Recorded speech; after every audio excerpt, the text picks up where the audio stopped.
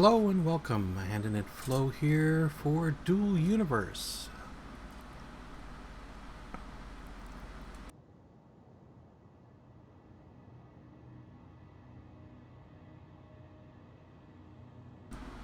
Welcome everyone. If you're playing the game, hopefully you're having a good time, and if you're not, hopefully you'll join us. It's a wonderful sandbox game. We're really enjoying it, so come on and dive in and have some fun with us.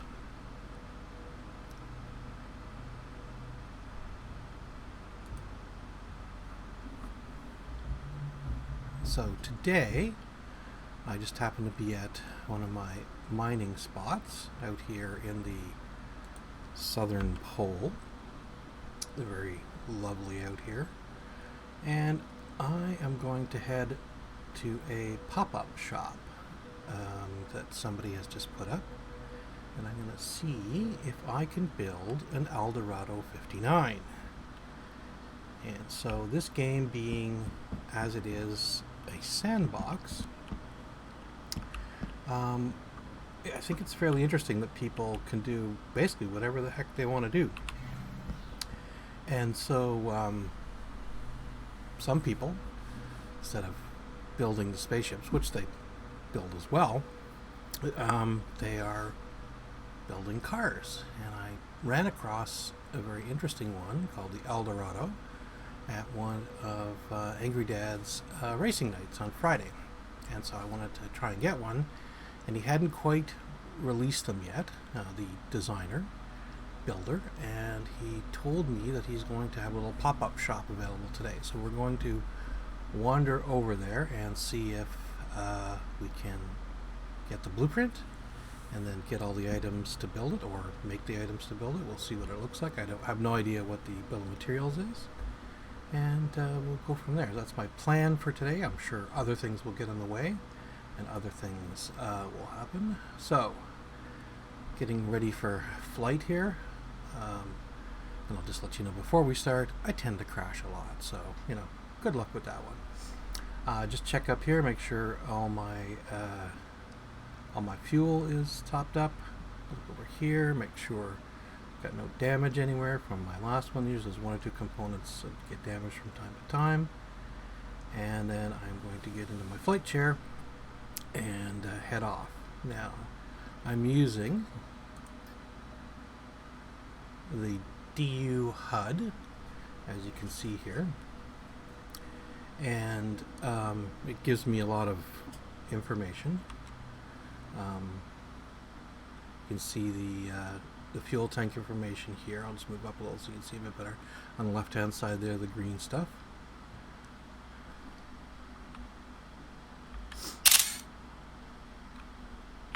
You can move outside the chair so you can get a better view. There's the ship that I ended up building, and now the build of this ship was very straightforward. I just kept adding engines so I could lift more and more off the ground on Alioth, and so the ship just got bigger and bigger and bigger. So it's not optimized in any way. It's not sort of flight engineered in any way. I just kind of added more and more to it, and as I added more engines, I added more brakes just to make sure that I could stop as fast as I was going, which is generally a good thing in this game, because you find out there's a lot of things that can either get in your way, or the ground can come up and meet you very quickly from time to time. So let's get our location here.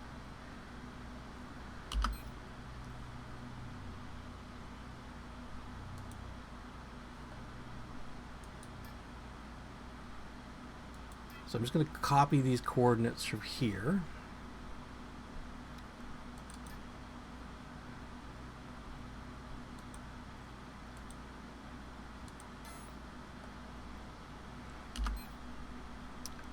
And then what I'm going to do in Lua Chat, which is the programming language in the game, do add, oops, typing helps. Add location, and I'm going to call this Aldo Aldorado shop. Don't know if it's going to be there forever, but you know, I like to keep these things. I'm going to paste in those coordinates. I'm going to hit enter, and then up there it's been added in. So now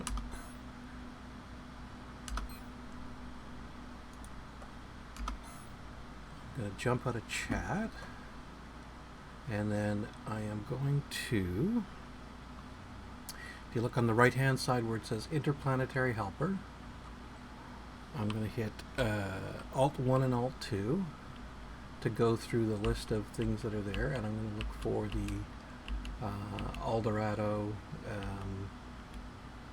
location.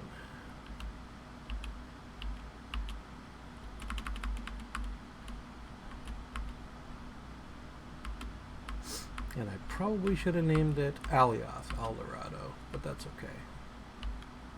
There it is, Aldorado shop, 67 kilometers. Okay, so now, because I am using the DU HUD, it has like an autopilot kind of thing. Oh look, it happens to be straight in front of me, so that's a good thing. If it wasn't, what I would do is I would hit Alt F4.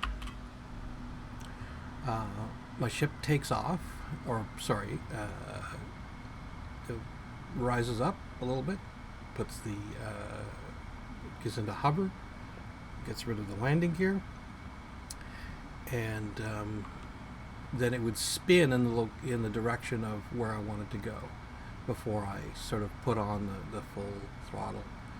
Now I scroll up on my engines. I let them warm up a little bit. You can see it start to move slightly. As soon as I see the slight move, I hit the take the brakes off, which is the control button, and then we head up into the air, and at my target altitude of 2.3 kilometers. I'm going to hit the X 3 times, and that gives me my trajectory mode out in front of me. Why do I do that? In case I encounter anything in front of me that's going to be at that height. So I fly at 2.3 because most of the small towers are typically at 1 kilometer in height. So I can avoid those simply by being higher than them. If I see the bigger ones, which are the space elevators, which we've nicknamed Death Sticks, I have to somehow avoid those. Those are the ones I keep typically smashing into. So I'm going to just get rid of the display. I'm going to do Alt-V and get rid of the display territory tiles. And that just gets rid of the hexes that are that I'm passing over. And now I get a little bit clearer view.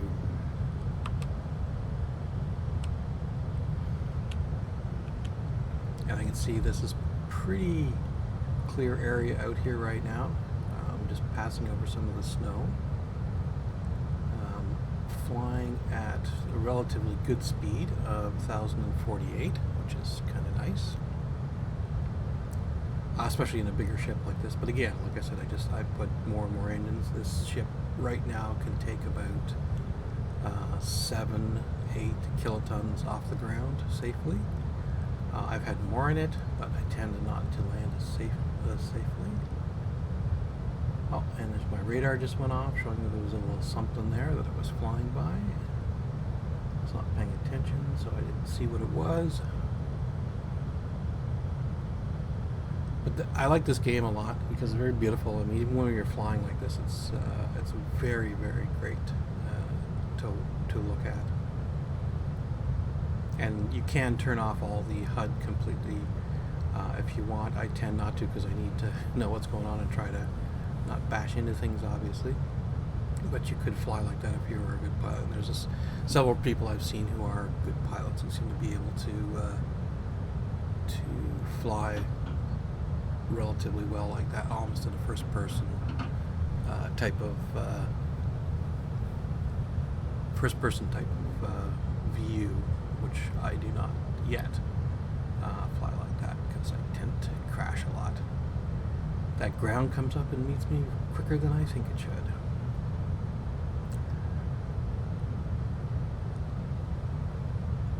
So we had a fun time at Angry Dad's place with the cars. He's got a bunch of stuff going on there. He has the Thunderdome and the Cube of Death, which you can see on other places out there. Other streamers out there and over on YouTube. And it's great fun. We basically all sit on this cube, and the cube bounces around inside the Thunderdome until all but one person is dead and fallen off the cube, and that counts as the winner for that race. Okay, there's the radar coming up. A couple of static constructs, but they're way below me, so there's nothing to worry about there.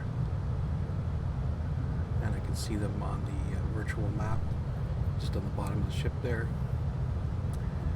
And we're coming close, so 9 kilometers coming in for landing. I'm going to hit a little bit of attention now. Make sure my cursor is in the right place.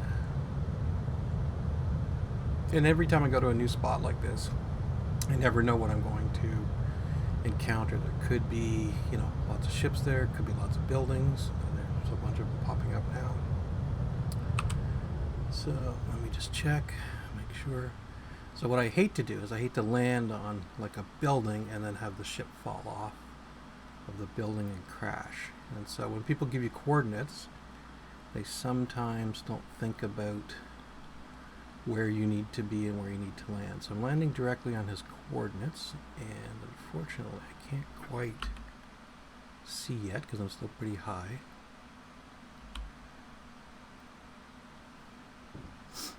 So still 1 kilometer up.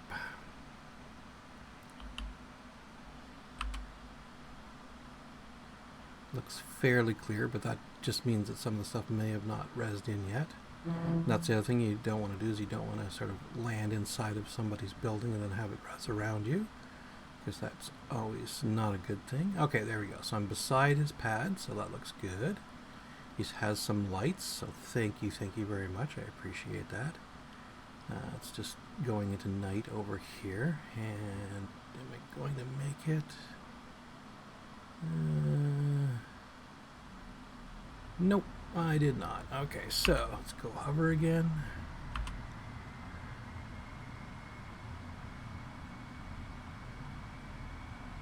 Let's try not to scrape on anything here. Basically got one side up on the building.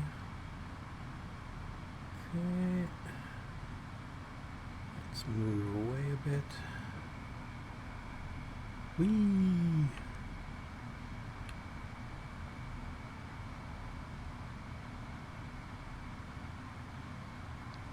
And good thing is, I don't think I damaged a thing. It's quite amazing. Alright. And I guess we can land right here, it doesn't really matter. Alright. Oh, and I see somebody is here. Alright, so I will jump out of the seat. I will head down, and let's see what we got here. Alright, aldorado. Oh, look at this. This is kind of neat. Look at this. Let's see what we got here. Special offer. GoFundMe. Each donor gets a Rambino tie edition for free. Contact me on Discord. Anubis 1534. So there you go. There's an offer there for you. And here is the aldorado. I really liked his design here. He's used the elements really well. The seats, he's hidden the stuff inside of it really well. Looks good. I think he's done a great job. Back end where he's put the engines fits right in, right? Again, and this is the thing about the sandbox. These creators can basically make anything they want like this, right? It's brilliant stuff. I am not a good designer in any way, shape, or form. I don't think I could make one of these things, but this guy here, he's done a great job. He's hidden the wings. If you hit H, you can see what the what the elements are. Oh, wings, sorry, brakes. The atmosphere air brakes are all here. And that forms the grill on the front. Very, very nice. And apparently he does them in multicolors. Let's go take a look at the rack over here.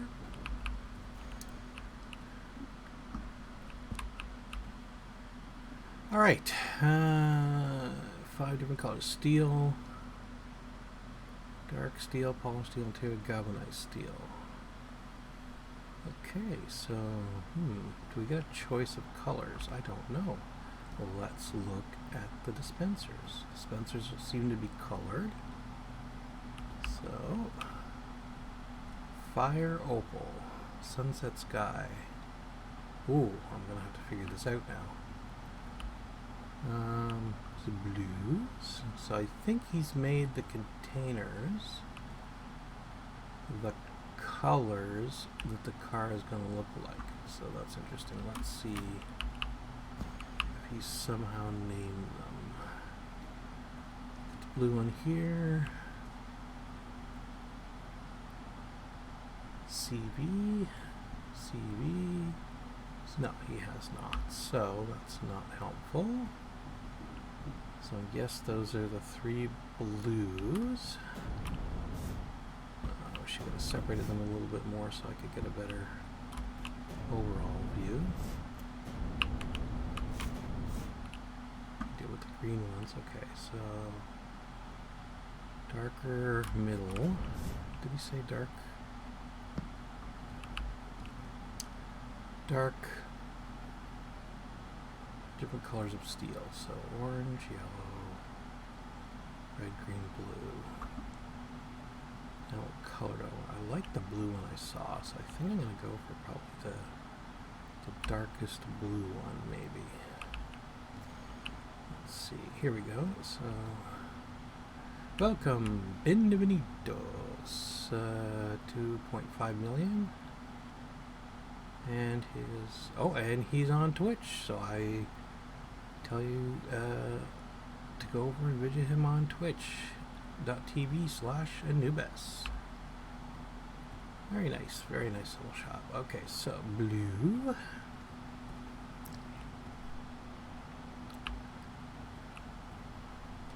Although those are pretty close. Let me go back and look now. Oh, I hate when I do that. What we got here? Oh, Dezorm, welcome. I didn't see you. This is my first time streaming. I'm not paying attention to everything.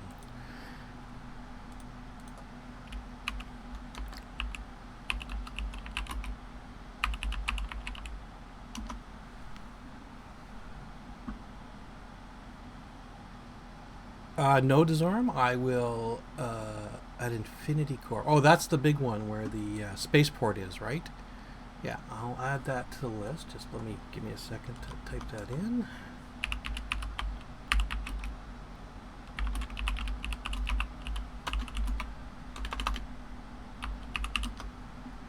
So I will look at your shop. I'm doing okay right now. Thanks for the offer of help. I appreciate it. I will come to you at some point because I know you're pretty excellent in a lot of things. So I will probably lean on you for some help at some point, but I'm doing okay so far. But really, at the end of the day, for myself, I'm just a regular sort of player. I'm not a designer. I'm not a builder. I'm not anything. I'm just the proverbial guy who just wants to come in here and have a little bit of fun. And I typically, buy things from the other players because they're the ones that have built this stuff really well, whether it's a factory or today like this with a car or a ship. Like I said, I built one of my own ships there, but which was satisfying, but I don't think I would do that on a regular basis, but who knows. It's the joy of the sandbox games. We have many different cars, and we also have a stream crew. Stream crew. Okay, well, what the heck is a stream crew? Is that people helping people, or...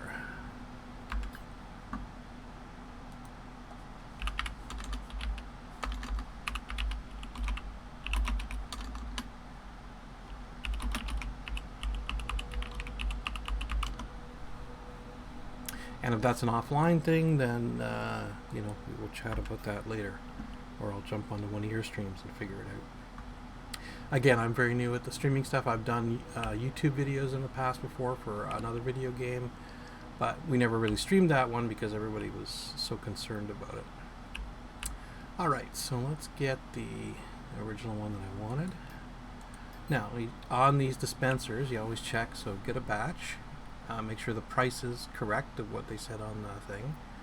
Check on the blueprint. Now, here's a good thing. You can also look at the blueprint before you buy it, and then just see if it has, or you have some of the stuff that's there. So I know already looking at this that I probably don't have some of that stuff. I may or may not have the steel. I doubt it. I think most of my stuff is plastic and carbon fiber. So I may have to buy some of that or make some of that. We'll see. So, alright, so I'm gonna grab this. So I bought that. And I always like to just double check, make sure it's in here. And there it is, Aldorado. Okay, so I've got that. So now I'm going to head back to base. And there we go. And away I go.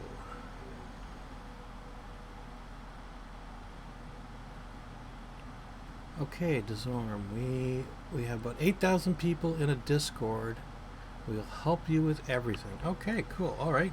I will hit you up on Discord, Disarm. And yeah, because I think I need a lot of help. I looked at the did the Streamlabs OBS thing, and there's a lot of bits and pieces to that I don't really understand. So I'm sure this thing isn't set up 100% of the way it should be, but we will see. All right. So time to head back home.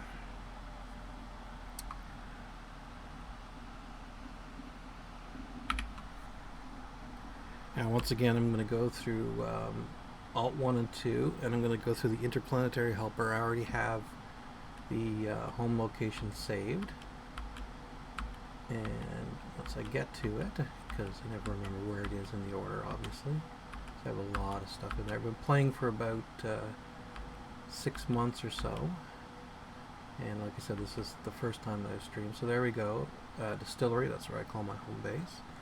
Now I'll show you what I talked about earlier. Do the Alt F4, and I go into my hover, and then it's going to try and point towards the location that I want to go in. Going to hit the 3 X's again, so it gives my trajectory.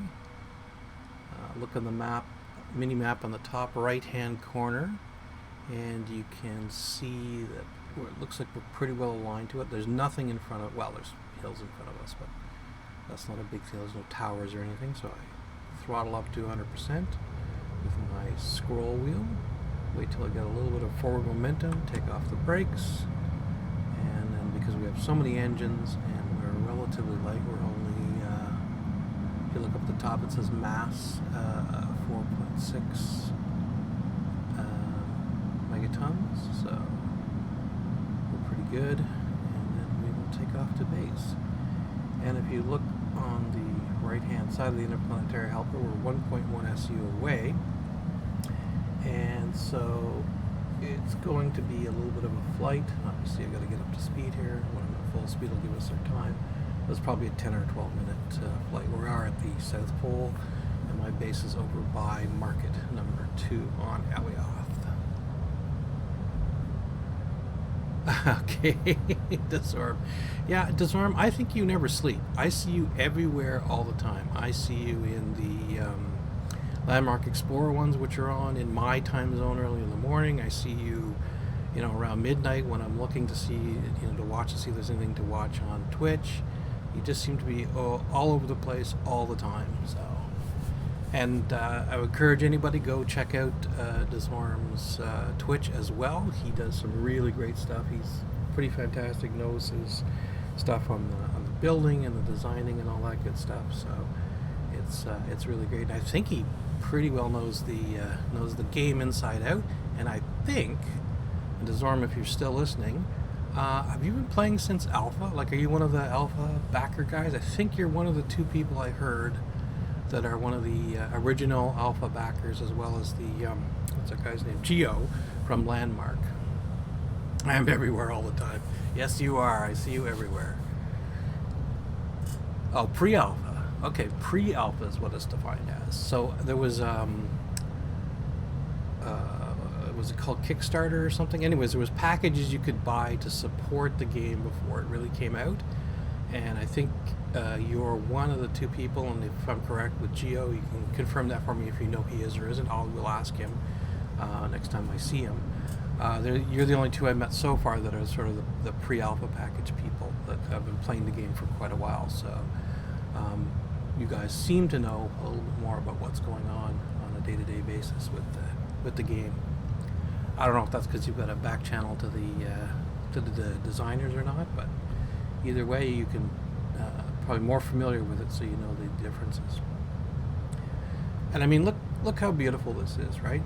You're going over the snow-capped mountains. You've got the fields underneath you, lakes around you. Looks like the sun's just coming up partially in the sky. It looks great. And these flights can be quite wonderful. I do enjoy this game, and the visuals from it are excellent. Alright, so we're on our way. Let's see what else we have. So there's a whole bunch of other things that from an outside support perspective. So if you like this game, you can trundle on over to dualuniverse.game. Oops.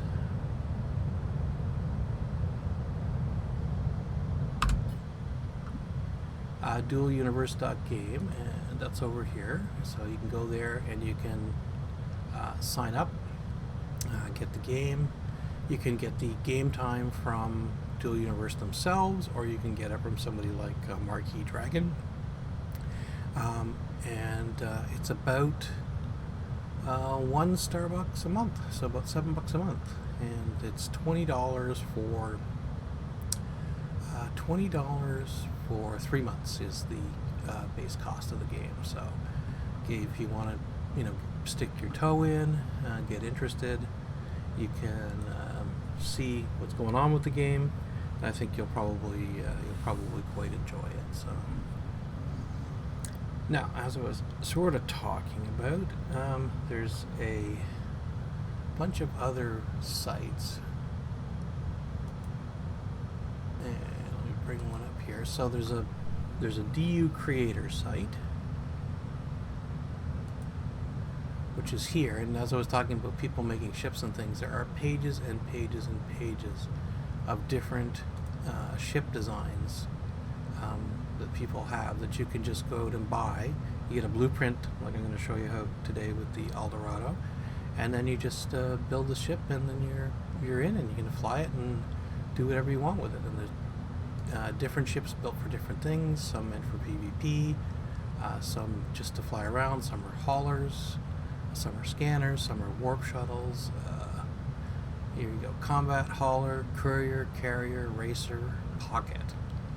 And then you can have other features like anti-gravities, scanners, some nice interiors, radar, weapons, warp, rockets. So lots of fun different things there. So now another one that is really great is dual.sh, and this one lets you link to so this is just basically a site with a bunch of other links on it. So if you wanted to know something like the crafting calculator, you click on that and it'll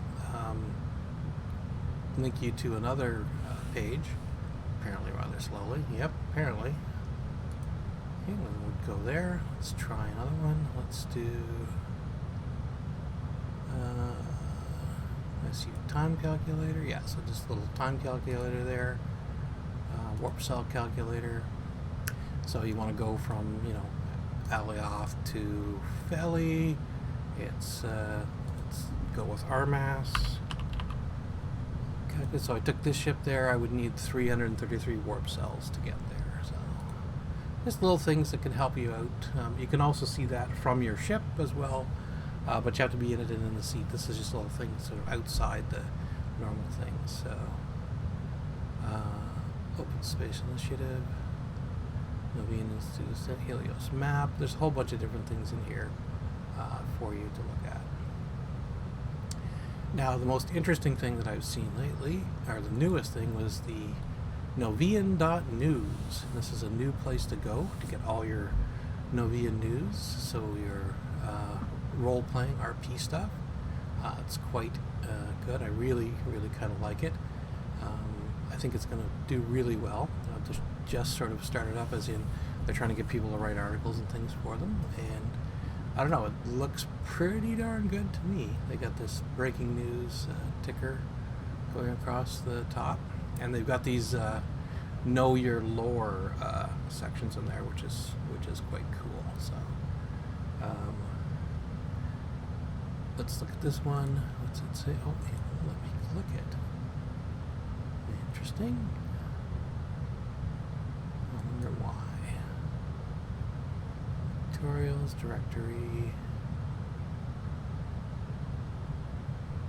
Be on lore? Maybe that's it.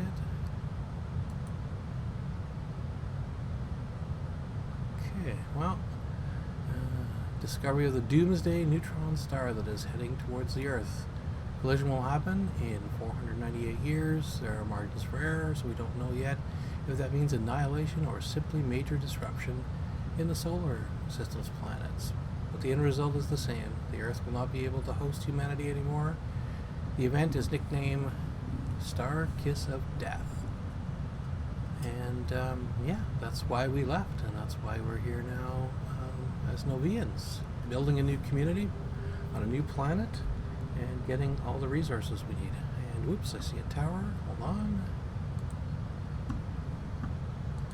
Just gotta check that. Okay, no, that's a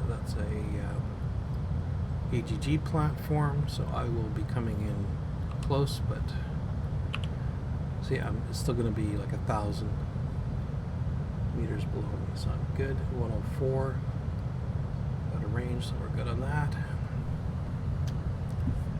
So, and there's another one, has not quite rezzed in yet, off to the right hand side there, and it's another one. See, so it's going to be another, yeah, it's far away and off to the right, so I'm good to go. So as long as basically it's not in the path of where that red line is, as you can see, that's my trajectory. If I turn the engines off right now, that red line is theoretically where the ship would end up at this speed, sort of as it arches over. It's not 100% accurate, but it's pretty darn close. So I typically line the ship up like this, so I can see the line is lined up, so I can see where I'm going. Now you can go sort of up and down a bit, so I'll do this sometimes where I'll look forward like this to see if the thing I'm coming towards, like there's one ahead of me, it looks like, is in my path or not. No, there's something up there. I don't quite see what it is yet. I'm not close enough, and it's not on the radar. And so really my concern is what's in front of me, and then what's at my height. And like I said, I can change the height as well, but I typically fly automatically because I am not a very good pilot at the end of the day. Let's look again. Yeah, so much of stuff underneath me, and we are still 6 minutes out from the base, and I have to be careful around my base. I got a tile, luckily, because somebody else actually abandoned it, within 2 kilometers, market 2, so I was really lucky to get that coming in so late to the game. And the only thing is, I have a couple of death sticks around me, so depending on which trajectory I'm coming in at, I have to be really careful because I probably, 30% chance I'm going to come near it or I'm going to bash into it, and I've done it a couple times. Now, because I concentrated my skills in this character into basically mining and industry. He is not relatively a good pilot. He does okay, but he's not all that good. So when I crash, I have to fix my ship and do repairs, and the repairs in this one can take a long time. I do have another character that I run, which is a skilled pilot, who normally flies the bigger ships, and he is very good at, or relatively good at repairs, so he can repair fairly quickly, which is a good thing, because one of the first times I repaired this ship, when I crashed completely, absolutely every element in the thing was broken. It was 3.5 hours of holding the mouse button down to try and repair. Luckily, I've got that down a bit with skills and with using tier 3, tier 4 type scrap, which does the repair quicker. And I'm in a group called Dragon's Assembly, and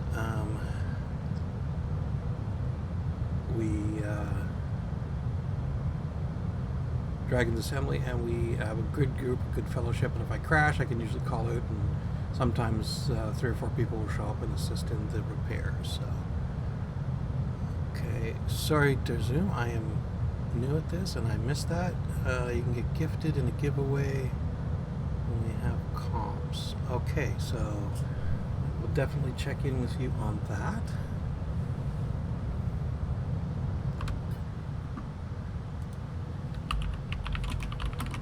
Perfect, thank you. And okay, we are now 4 minutes out, and we are at 77 kilometers, flying over 1,000 kilometers an hour at 2 kilometer height. And you'll notice we're heading towards sort of mid-range on the planet, so we're seeing a little bit more vegetation out there. Now here's the thing that always gets me, and this is why I'm sort of not a good pilot. I always look at these things thinking I'm going to smash into that mountain. But when I look under like this, you can see we're still relatively high above the mountains. And that, look at that, there's a static construct right there, and that's going to be, like 2 kilometers away from us, right? So we're still pretty high, even though I don't think we're high sometimes. So this always gets me a little bit from a piloting perspective. Other people, I've seen some of these guys that can hug the ground, hug the terrain, and move instantly around. So some really good pilots out there. I had a friend of mine start the game the other day. He was, I think, 3 days in, and he was already piloting out into space and stuff like that. So it was quite amazing. There's a very large range of skills that people bring to this game, probably from other games that are out there.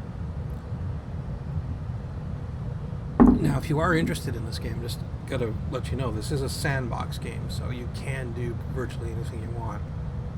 But you also have to be, a little bit motivated to do the things that you want to do. It's not going to present things in front of you and say, do this and do that. I will tell you, though, when you first start, do all the tutorials. Don't skip that. And you can always go back and do the tutorials over and over again. And I had to, for example, on building, because I just couldn't get some of the concepts in my mind properly. But I managed to sort of, have them sink in after a couple times. And just doing it usually helps a lot, too, when you do it yourself, as opposed to them sort of showing you what to do. And so some of the concepts I didn't grab right away, I would just go back and do the tutorial again, and then I could see, exactly what I'm doing, exactly what I'm up to, especially for, the copy-paste stuff and moving things around, and just the general building things, because these concepts were kind of new to me. If you've been in games before where you've built stuff or used voxels and things like that, I think it's pretty straightforward. This is why you see some of these people building some pretty amazing things out there. Very quickly. And even, look at the car. That's some, really good work on that stuff, which there's no way I could build little curves and things like that on there. So, okay, so 32 kilometers out. Looks like 2 minutes flight time. Pay a little bit more attention. There's a lot more on the radar. that's coming out there, because it's much more populated out this way. So I have to pay a little bit more attention. Still very pretty though.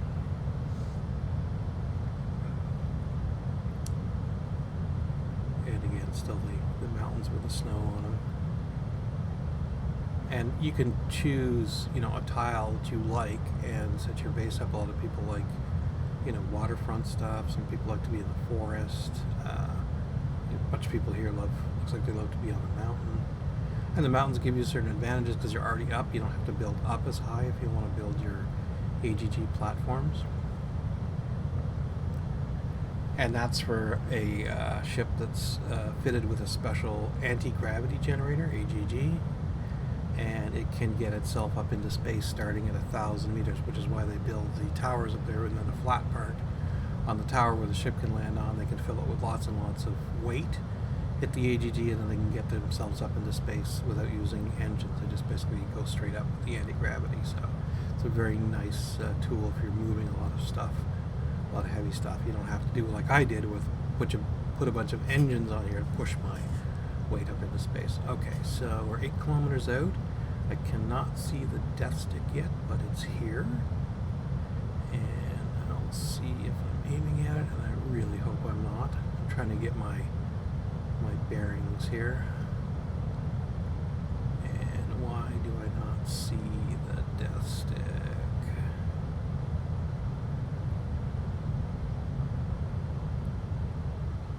Okay, finalizing approach. Okay, something has not rezzed. Let me look.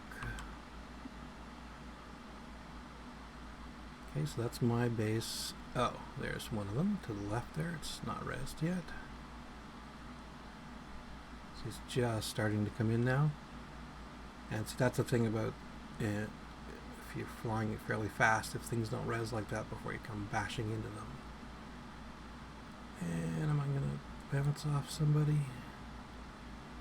No, I think I'm good. Alright. Yes, good landing. Okay. So I've landed. I hit F. Get myself out. Go downstairs. This is my base. A couple of my other ships that are here. Oops.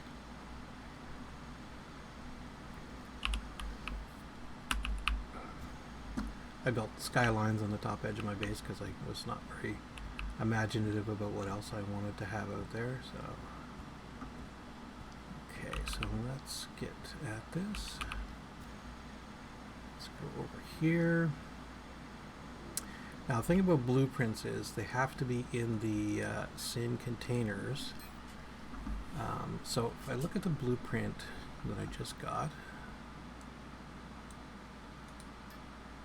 and I inspect it, you'll see here that it's all,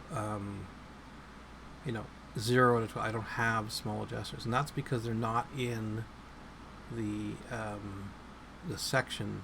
They're not in my nano pack in the inventory where this is. So what I'm going to do is I'm going to move this over into this container. Then I'm going to right-click this container and declare as linked container. So now when I do that, when I pull up my inventory, I now have a linked container there, so that everything I was looking at before is now part of what I have as inventory. So now, let's just, because I have a lot of stuff in here, let's do aldorado. And let's inspect it now and see what I have and what I don't have. So I don't have any small adjusters. Oh, no, wait a minute. Stand by. So, one thing you got to do is you have to declare the linked container as the main container, because right now it's still thinking it's the nano pack, as you can see.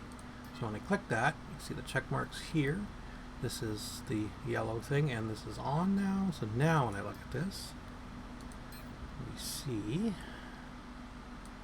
what I have. So, obviously still no adjusters small. No atmospheric brake M. Atmospheric brake small. I have 6 up 12. Basic engines have the ailerons, extra small. Don't need any encampment chairs. Apparently I have 284 of those. Tell you that story another time. Fuel intake, some good. So glass panels, hatches, rubber seats I've got. Manual button, manual switch, programming board. Not even got a bunch of those. Relay, 3 of 5. So get some relays. Why do we need more relays? It's done something with this car. So we'll see. Vertical lights extra small. Okay, I have galvanized gray steel. Galvanized dark blue steel. So do I have steel anywhere? Okay, let me see. So the voxel components are sometimes the hardest. This is my little refinery here for making honeycomb. Plastic, I don't have steel in here, and that's almost full. Alright, so let me see if I can steal some steel from one of the other things. What do I have here? That is pipes. Whoops. Not close enough. Let's open this. Selenium, so this one should be steel. Yes, steel. So let's take that. We can make more. And so this machine will start now because I just emptied it out. Whoops. As you can see here, there's the green lights have got on it. It's doing its thing now.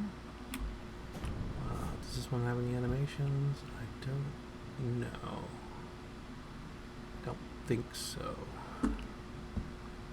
This may be one of the ones that gives a little puff of smoke or something. Oh, there we are. So there's a green light over here and all these little green lights that tell you that it's on. So because I emptied this out, this one is set to maintain an amount of steel in there, 10,000. And because I took it out, it'll start and it'll go to that maintenance level. So this little production line here that I have with all these machines, I'll explain that at some other time. They go to create my containers. So basically I have 10 containers here all the time. So every time I take 10 containers out, this little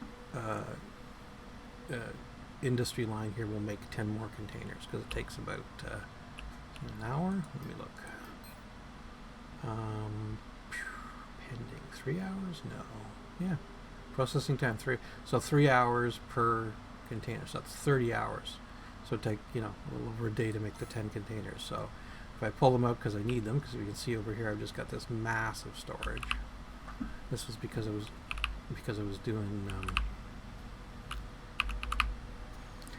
doing a bunch of mining. And then you can see these are each rows of 10 out there to store all the stuff that I was bringing back. And speaking of which, I am going to now go back to what I was doing, which is, do I have, I bet you I don't have steel schematics.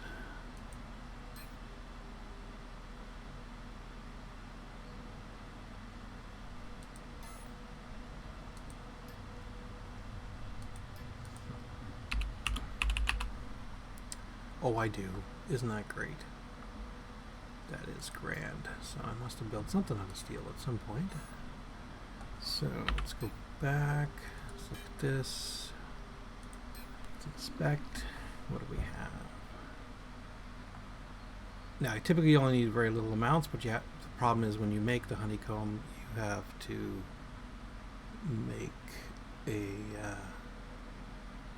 make a lot of it. So let's start at the top. Galvanized dark blue steel. Okay, so activate schematic. Galvanized dark blue steel. So let's choose that one. Oops. Oop, can't apply it because I have something running. What was in my, glossy silicone. Yeah, that's okay. So my base is made out of glossy silicone. So when this thing's not doing anything, I just have it make that. So go back to this. Fly. And so I don't want to make 1,000 of that, so whoops. Come on, cursor, you can do it. There we go. We will make one of those. So we'll start that. Missing components. Steel, alright, because what I didn't do is I didn't take the steel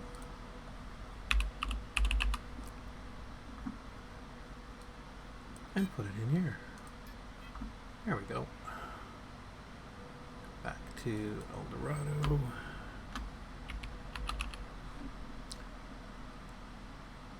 So there. Back to this. Yeah, there you go. So it's making it. So on the factory machines, your container has to have in it what the requirements are. So for example, to make this, I need 1,800 liters of steel to make the 180 cubic meters of the dark blue galvanized steel, and it takes 3 minutes to make that. And that's because I don't have any special skills on this.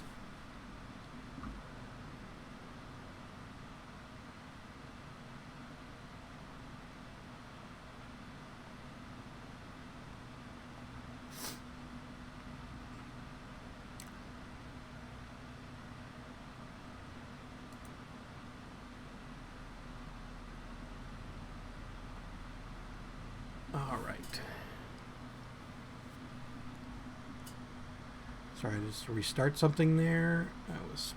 Okay. So I only have the one honeycomb machine, so I have to wait in between times. So while we're waiting for that, let's go empty out the ship, because I think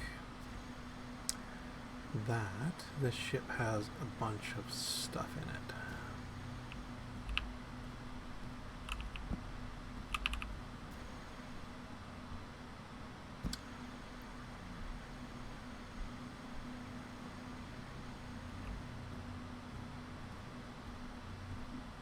So this is an elevator I put down here. Because the ship is so high, I can't jump into it. So you get on the elevator, hit the space bar to jump up, and it sends you into the main area of the ship. I'm going to go up top here, because my containers are back here behind the thing. And then I put my container hub. So this hub here connects all those 10 containers hidden behind there to this hub. Let me just check and see. Yeah, so I have a bunch of ore in there I want to dump out, so I'm just going to declare this as my linked container. Now remember, I declared the other ones before, so now because I declared this as the linked container, I'm going to turn it on. It's now showing me what's in the ship, not what's in the containers back on the base containers there. So now I'm just going to jump off here, because I could do that. Head back inside. I'm going to just jump here because I just like doing that. Makes it faster. And then I'm going to go back here to my storage. So what I've done is that big storage area I just showed you earlier, I've connected each one of the 10 containers back to the hubs here. So quartz, hematite, bauxite. So let's open the quartz one. That's 100% full. Hematite, that's 69. So hematite, just drop that in there for storage. And bauxite, I think I have. Bauxite, 97. Not going to fill it all, so go to the one above it. That one's empty, so put that in there. Coal, let's check the coal one up here. That's 92. Perfect. And what I do? Quartz, so that was full, I think. Yeah, that's full. And then these three are just, or these four are just sort of miscellaneous things. Here, it's petalite. Let's see, do I have anything else in here? We'll just throw the quartz in here for now, just to store it. Oh, and while I'm here, I'm going to check on a couple of other things. This is my fuel area. Now, if you do happen to join Dragon's Assembly in-game, let me know. If you need fuel or anything like that, feel free. I make a ton of it here, and I'll just give you whatever you need to get yourself started in the game. It's relatively cheap to create. So one of the guys already was getting himself sorted, so I've given him access to come here and take fuel anytime that he needs to. So those ones are good. Let's see, okay, and I make X2, so your space fuel, there's 4 types of it, X1, X2, X3, X4. I happen to make X2, usually make it 80 kiloliters at a time, so there's lots here. Again, this is my warp cell factory over here. Let me just make sure it's functioning. So it looks green. Now this is, remember I said about people building things and making things? This factory here, this whole thing, let me back up a little bit here. This whole building here, I bought this as a pre-made. So it's kind of like being, buying a ship, but better than that, these guys at IED came here, dropped this down, got it set up, included the first day set of ore in here, and started the whole thing up for me, and it's making it, and they have max talents, so everything that's running here is running at max level. So as you can see, they set this up so I can see how much is in the containers, how much it's creating on the other side. I have all the links here of stuff if I want to put in, that I need to put in as I go. And then this panel here tells me, a little bit sunny, turn off my light. Tells me if all the machines are running okay, and this is an interactive panel. So I can go down there and take a look at everything's green and okay, so beautiful. And they left a note here, so you can remember how much it generates extra catalyst. You got to be careful of that, and it generates extra oxygen, so you got to take that out as well. But those are minor things. You don't do that once a week, once a month kind of thing. See how many warp cells we have here. 19%, 839. So this thing just sits here and crunches every day. I throw the ore in over here, and it makes it creates the warp cells for me. And I think these guys did a really good job on this little warp cell factory here. I even put up some art and stuff on the edges here. So really want to say a thanks to those guys. They did a really great job of that. Okay, let's go back to our honeycomb now. Oh, let me relink this container. Declare this as a link container. Remember, got to choose it again.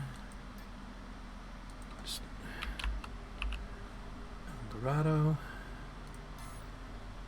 Go back over here to our honeycomb. And again, this is all laid out just the way that I did it. It was all sort of happened, naturally. This honeycomb area, I'm probably going to move into the little R&D area because I'm going to try to build a few things. Again, I'm not good at that, but I want to try my hand at it. Okay, so this looks like it's done. So let's check the output. And there it is. So let's pull that into here. Now when I look at this again,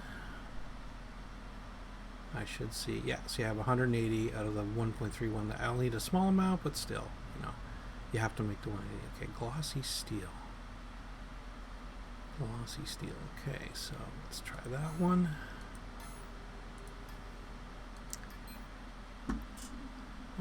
Glossy steel. So stop. That's off.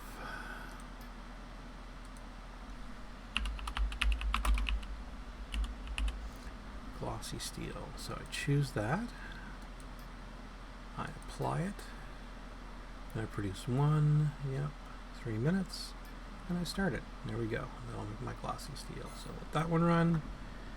And while that one's running, I'll show you a few other things. So these are some VR pods. You can do virtual reality into other people's places if they allow you to go and to visit them. When you appear on a pad like this. And then when you're in VR, you can go and look around other people's places and see what their places are like without having to fly there, even if it's on one of the outer planets that's, far away, and it's kind of a neat thing to do. So just activate this and look and see. There's even ship museums you can go visit, outpost museum. You've got all these people. Okay, this is sorry, I'm chuckling here. This is from Gotkar, and this is the Hestia cockpit, and I see there's 86 total visitors in the last day. That's a ship he happens to be selling, So if you're in game, go check it out. He's a very interesting fellow. I do watch him quite a bit. Captain's Custom Showroom is again another ship type building place. BSC Block Warehouse. Oh, we're going to go visit that at one point because that's just brilliant. They've taken every one of those honeycombs out there and basically put them out so you can look at them both in light and dark and see what they look like, before you make them, so you can get an idea what the different things look like. So if you look here, this is the glossy silicone that I built my base out of. I just sort of fell into glossy silicone because I was getting a lot of quartz when I first started, and that's just what I sort of made everything out of. So you can see it has a certain sort of color to it, right? So let's go look at one of the ships, which I think is carbon fiber, and I'll show you. It has a different. So you can see here when you look at these things, they have that shine to them, but they also have that kind of sort of a dull, steely pattern in them. So this ship here is made out of. Let's go on the light side.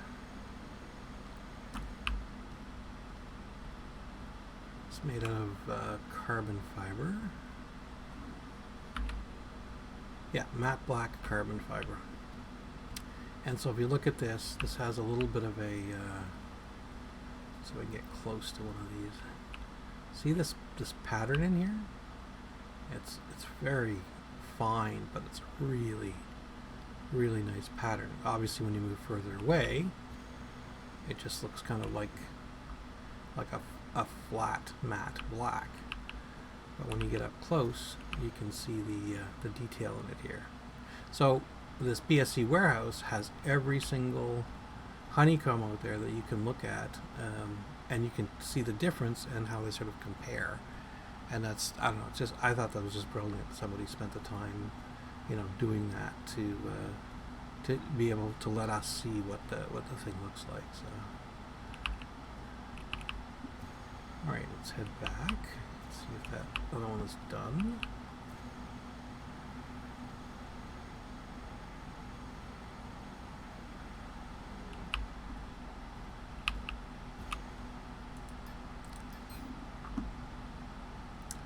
So glossy steel should be done. So we'll move the glossy steel over. Check this out, and glossy steel's done. Oh, matte black carbon fiber. I don't think I can make that. Let me check.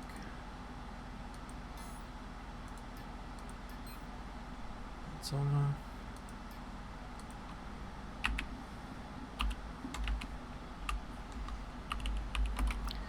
Matte black. Ooh, wow! I've been busy. Matte black carbon fiber. Matte black carbon fiber. Do I have stuff?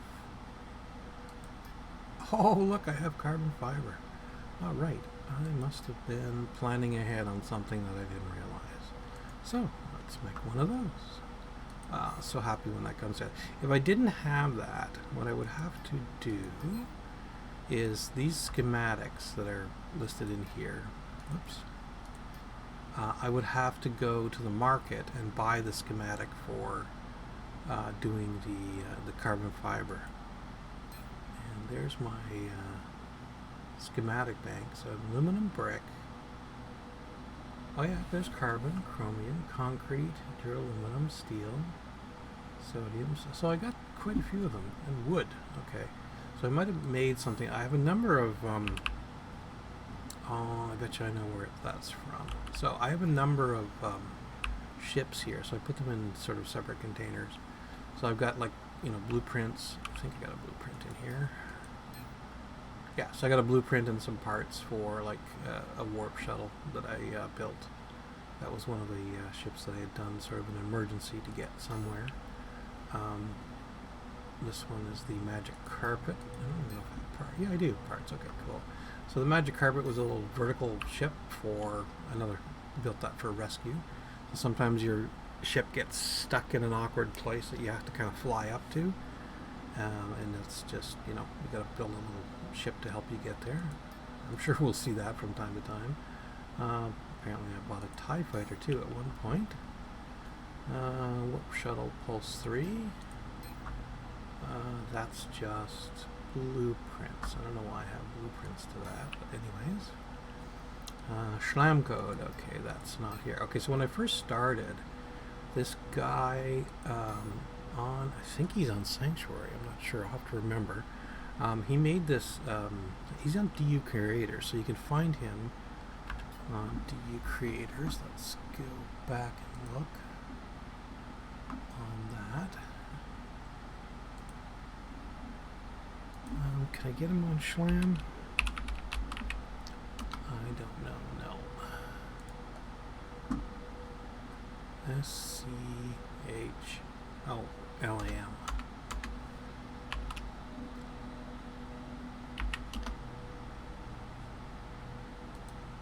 No, I can't pull it up on Schlam.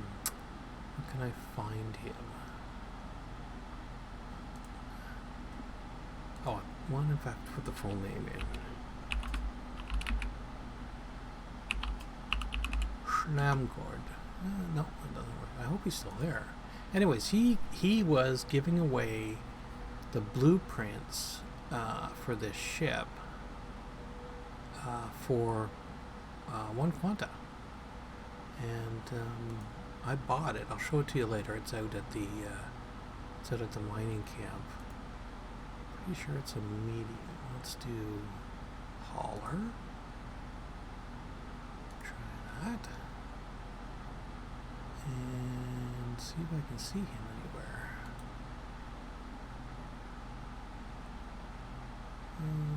There's the Hestia I was talking about. He is that can lift 3 kilotons. He is selling the ship fully built for 25 million and the blueprint for 2 million. Oh, there we go. Schlam code. Okay, Schlam Industries. That's what I probably wanted to look up. So this. Oh, look, he's still selling them for one blueprint for 1 Quanta. He's not tokenizing the ships. So that ship there was my main ship for quite a while when I first started. So I built a bunch of those pieces and then added them to the ship. So there's the manifest of what's on the ship.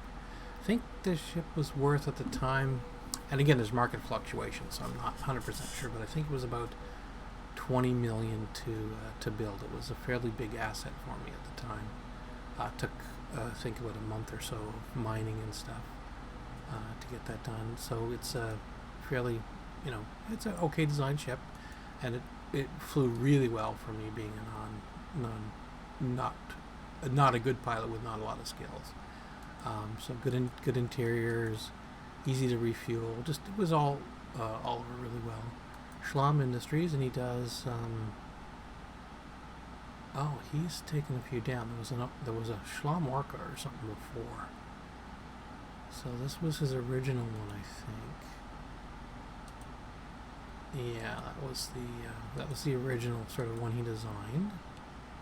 And then he designed this one. So anyways, the thing is, you can get a ship like this, get the blueprint for virtually nothing, and then you build it yourself. You'll see how that happens in a little while when I get all the parts for the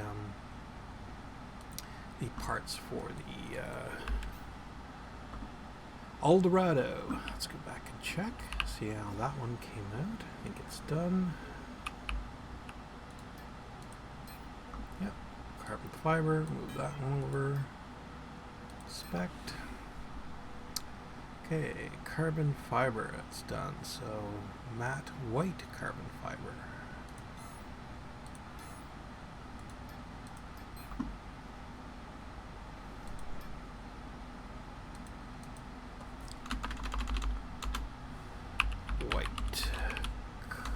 Carbon fiber. Matte white carbon fiber. Apply.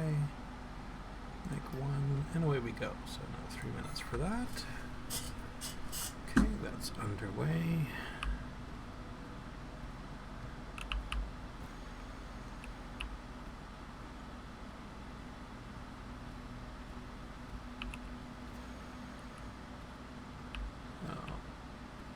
Scan cake. forgot about that one. Let me look at that one. And oh, okay. So that was the one that I took to another planet. So I didn't have any blueprints. Anyway, so back here.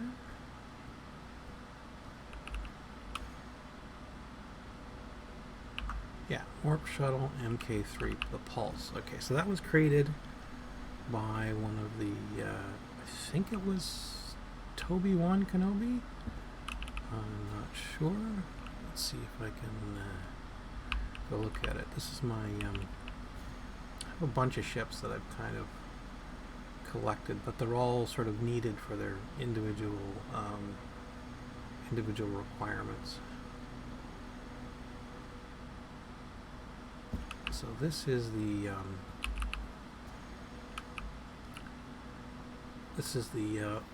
MK3 A. It was an upgraded one from him. Warp Shuttle. So basically what this is your ability to warp from planet to planet with the lowest amount of required warp cells. Just jump in here. Oops. Come on. There we go.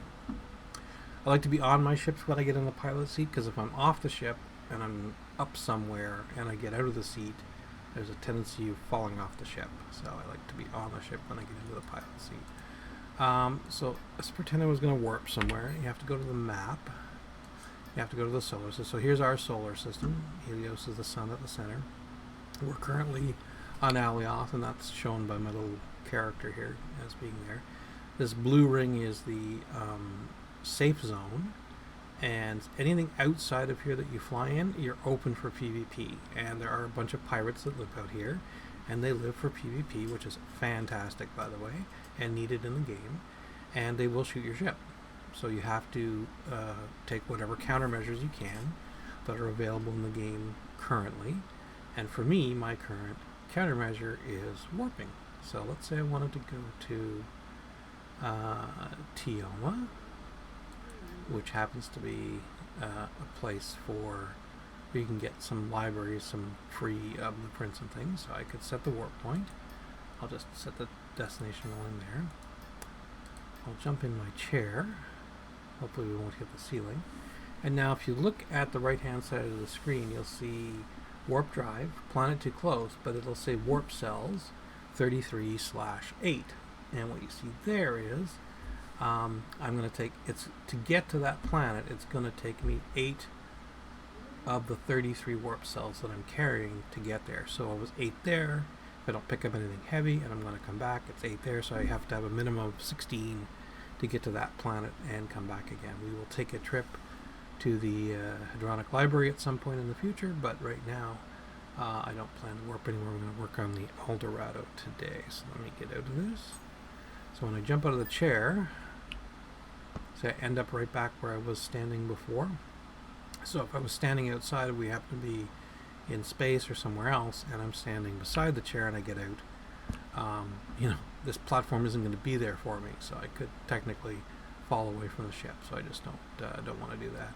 So anyways, this is a great little shuttle. I think the token for this was only 5 million or something. It was really good value, and it was fantastic.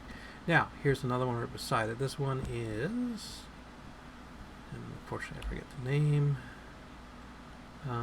Warp 6. So Warp 6 was made by one of the dragons, and I like to support our people, and I wanted to buy this. And additionally to that, one of my characters was stuck on another planet, so I had the guy actually deliver this to me to get me off the planet, which was really nice of him.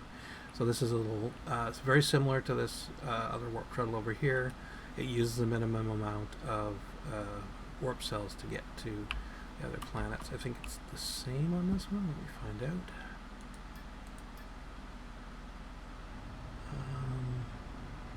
No, to see, this one uses 6, so I'm only going to need 12 on this one. So lighter ship or less cargo or whatever. Oh, and then I have some fuel in here. I'll fix that later.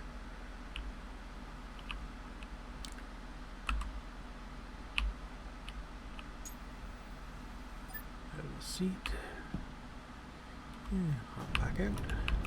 So this one just happens to be a little bit lighter than this one, obviously, or I'm not carrying as much this one. Just see, maybe this has stuff in it, I don't know. Again, that's another hub. Yeah, see, this has got gold scrap in it, and that's 8 tons.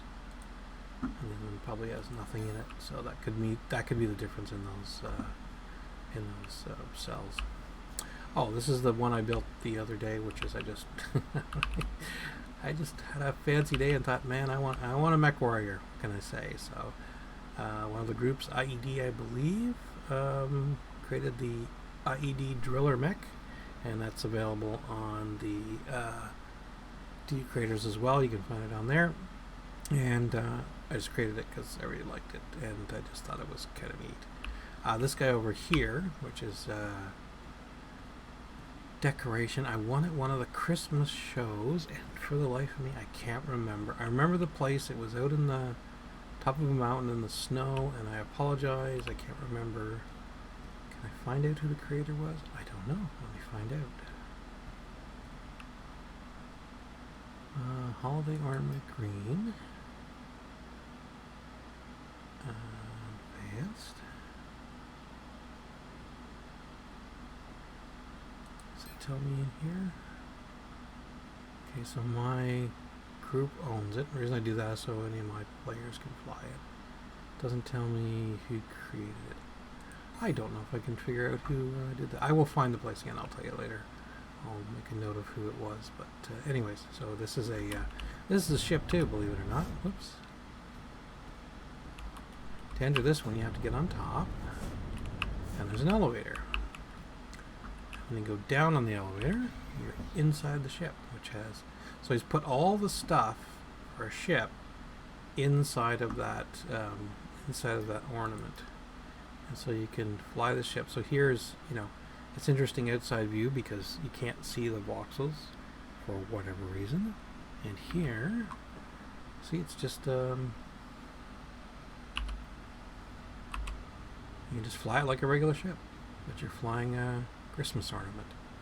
And that's what I mean about the creativity of the game, right? These people just do amazing things like this, which is really neat. And I used to use this ship for a little while as the hopper back and forth to the market because it was so easy to run around in it and fly to the market, which was very close. So we didn't have to pick up anything heavy. I would just run around in that. So, oh, and these are some of these voxel libraries I talked about before. When you're building stuff, you can build these up. They give you the blueprint for free, and then you can use these shapes to build things. Like I said, I'm not a very good builder. We'll explore that together as I go through, but I'm still trying to figure some of that out and understand it. I'm not a builder in any way, shape, or form, as you can tell from my wonderful cube that I live in. Oops. So let's check our honeycomb. And we now have matte white. Let's drop that in. Spect and matte white. Polished dark blue steel. Alright.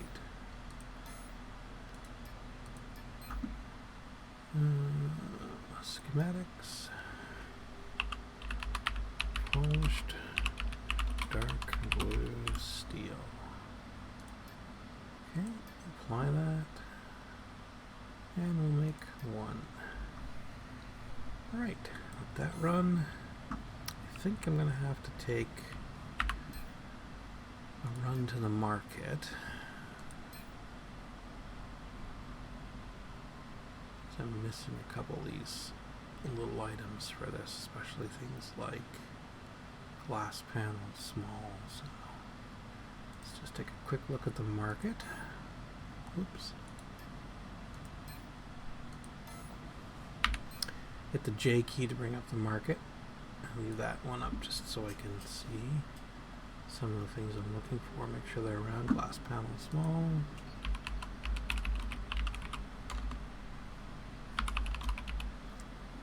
Whoops. Pebble. Speeding counts. Panel. small, and there it is. And then what I do is I sort by distance. So there's 200 available. Whoops, sorry. There's 136 available. Market 2, which is sort of my market. Their price is 200, so I like to sort by price. So the average price 175. That's at market 11. So do I want to save a couple bucks? But that's 0.93 SU, so that's time. So I factor that in sometimes when you have a low price on stuff. So this price varies from 175 to 1,000 on these things. That's over in Sanctuary for that one. But like I said, they were there for 200, which is close enough for a small item like that. Oh, I need 3 of them. Let's do gyroscope.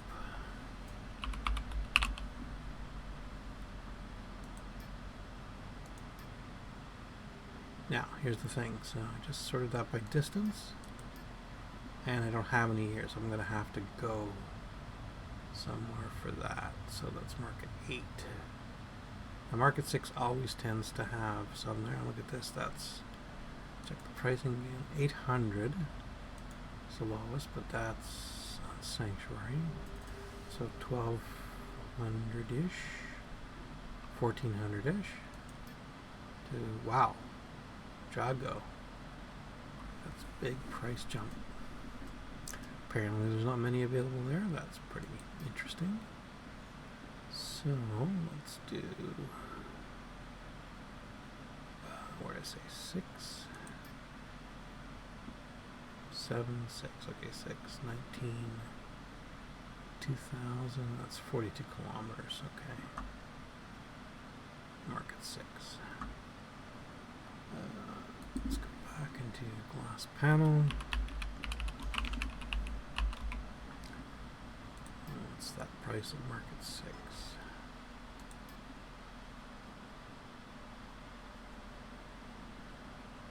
Wow, 9,000. So, okay, so I might be making trips to different markets.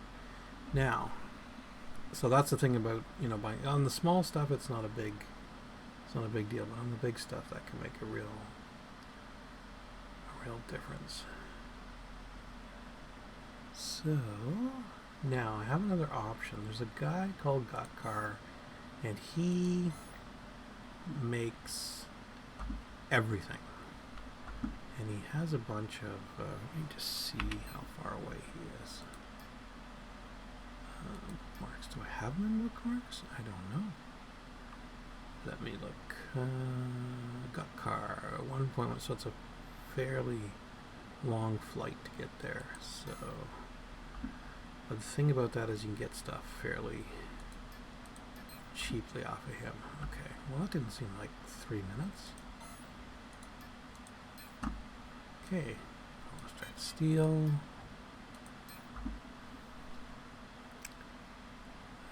Dun dun dun. Whoops. Polished light blue steel.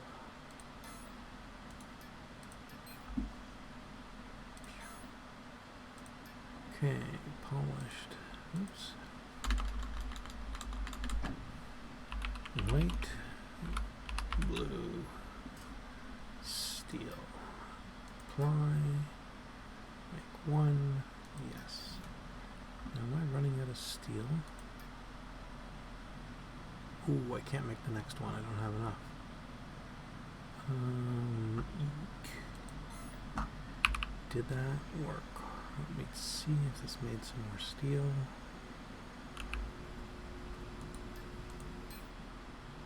Ooh, I think that's just going to cut it.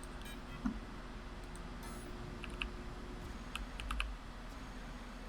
that in.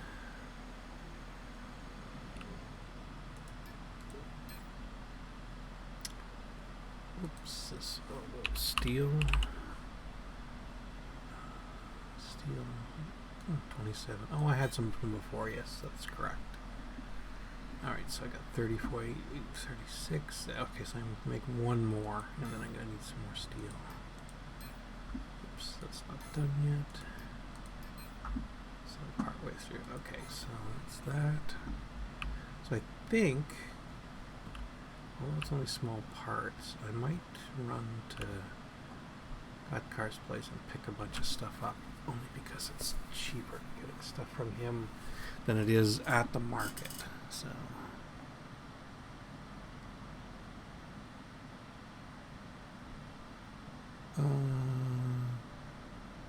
something. Oops. Okay. Totally not paying attention to chat here, guys. Sorry.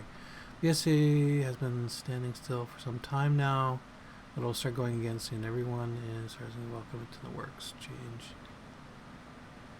stands new. Show stands I made. Plan to change out the stands with new show stands. Okay, cool. To resume, please refrain from sending long messages. Oh, sorry. There's something I've turned on here.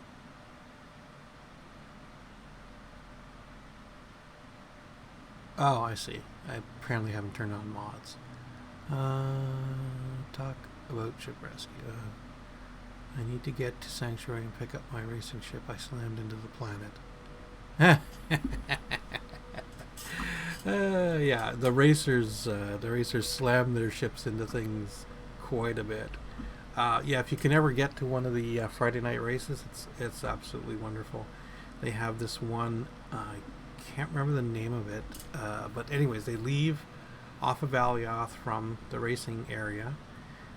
They fly as quickly as they can over to Sanctuary. There's an area there where there's a little post that they have to press a button to set a timer. So that's like their halfway point. Click the button, they get back in their ship, and they fly all the way back to Alioth. But that landing there, they always try to land like really, really quick. So I've seen some where they're burning up in the atmosphere. They slam into the planet. There's all sorts of fun stuff going on. So lots of fun.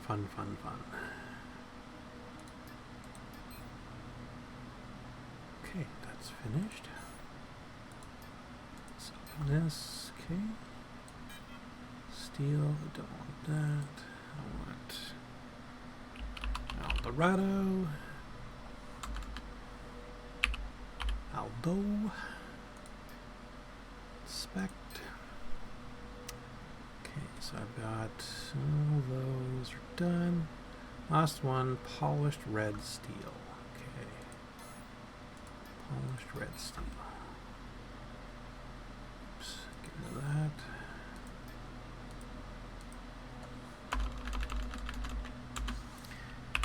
Red steel. Apply. Make one. Start. Yeah, I'm not enough to make the next thing, but that is the last one for the aldorado. So that's that. Now, let's see. Let's move this back into my nano pack. And let's take a trip to Car's place. I feel like buying everything in one place rather than keep flying and dropping down, but it is going to be a little bit of a trip. So, get back on this ship.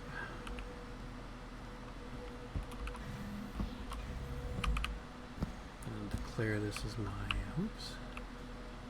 declare this as my linked container because I want to be on the ship. Let's get everything I need. Declare as linked. Okay, good.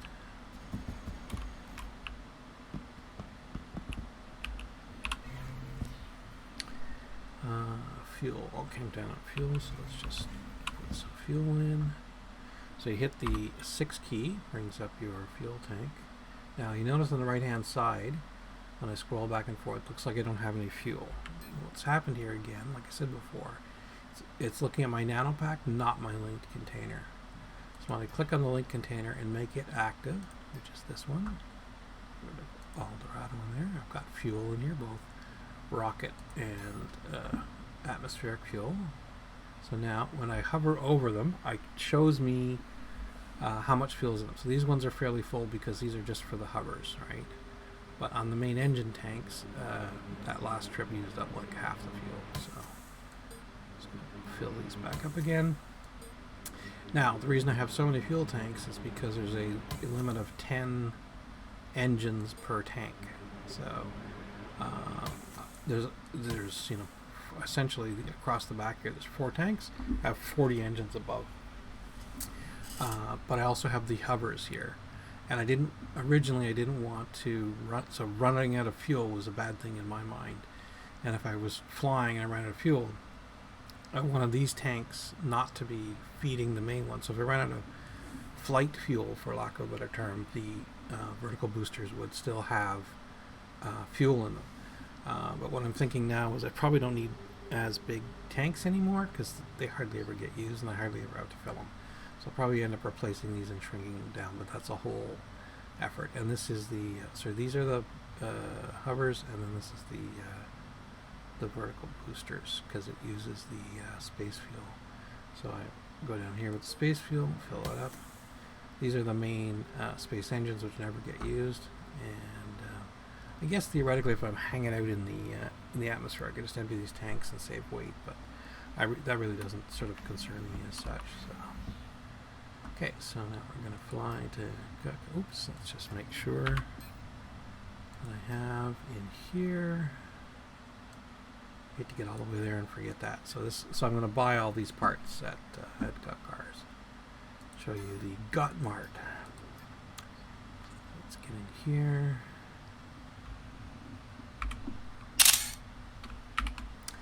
Gonna now just go through. So look at the right-hand side where the interplanetary helper is. And I'm going to scroll through that again with Alt 1 and Alt 2. And I'm going to look for Got Car, I think it called it Got Car Parking or something like that, if I remember correctly.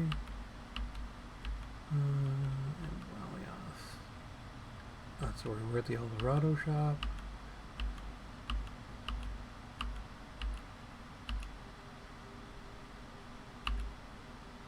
There we go.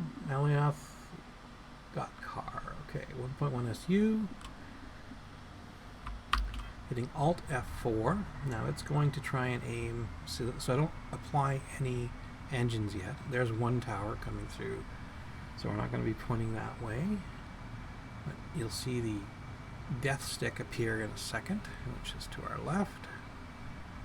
And we are not going in that direction, so that's wonderful. Perfect. Okay, so hit my X 3 times to give me my long distance trajectory. Nothing is in front of us, so we're good to go. Raise up, go full throttle. We'll go a little bit faster this time since we took out the weight of the ore. Take off the brakes, and away we go. And we're off. Took the Alt key so I can just change my so when you do Alt, you're not controlling the ship anymore. You're just looking and moving the camera view around. So just set that up so it's lined up. Oh, and the death. Yeah, there's see the death stick going all the way up into space? I hit that so many times. But that's just a function of where I live. And who knows, maybe I'll move at some point. But I like the fact that I was near Market 2. But, now, for example, this is going to be a 15-minute ride. No way. Yeah, it looks like it. 1.1. So he's kind of all the way around on the other side of the planet, which is unfortunate. But I like to support people, so I can buy him directly. And I know generally his shop is typically below market value for all these items, and he always has the items available. So I don't have to go running around to different. I don't have to go running around to different markets to try and find it. And at the markets, tends to be a little bit of congestion because there's a bunch of ships and things that are parked there and a bunch of other people that are going. So just from a traffic perspective, you have to be careful when you're landing in those areas. So seeing some of these items here, the little things on the map, this is the V key. So if I turn it off, they don't show up on the mini map and the main map, right? And I'm seeing them at distance because I have a radar installed in the ship, and so I can turn them on. I can look at them. Sometimes I have it on, sometimes I have it off. If it's generally a new area that I'm going to, I will have it on like this so I can tend to see things, because you'll see the map representations before you see the some of the voxel representations pop up. As you can see, like if you look at the terrain, you'll see the forests sort of come into view once you get closer to them. I'm not sure what that distance is, but there's some game mechanic for that, whatever it is. So like I said, sometimes I'll just turn it off, and then I don't have to look at that stuff on the map and just get the beautiful view flying along the planet.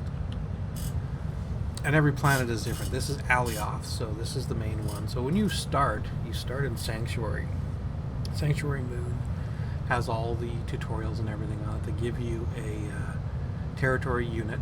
You get to claim one territory on Sanctuary. So that's the be-all and end-all of if you ever want to have stuff and saved and keep it forever kind of thing.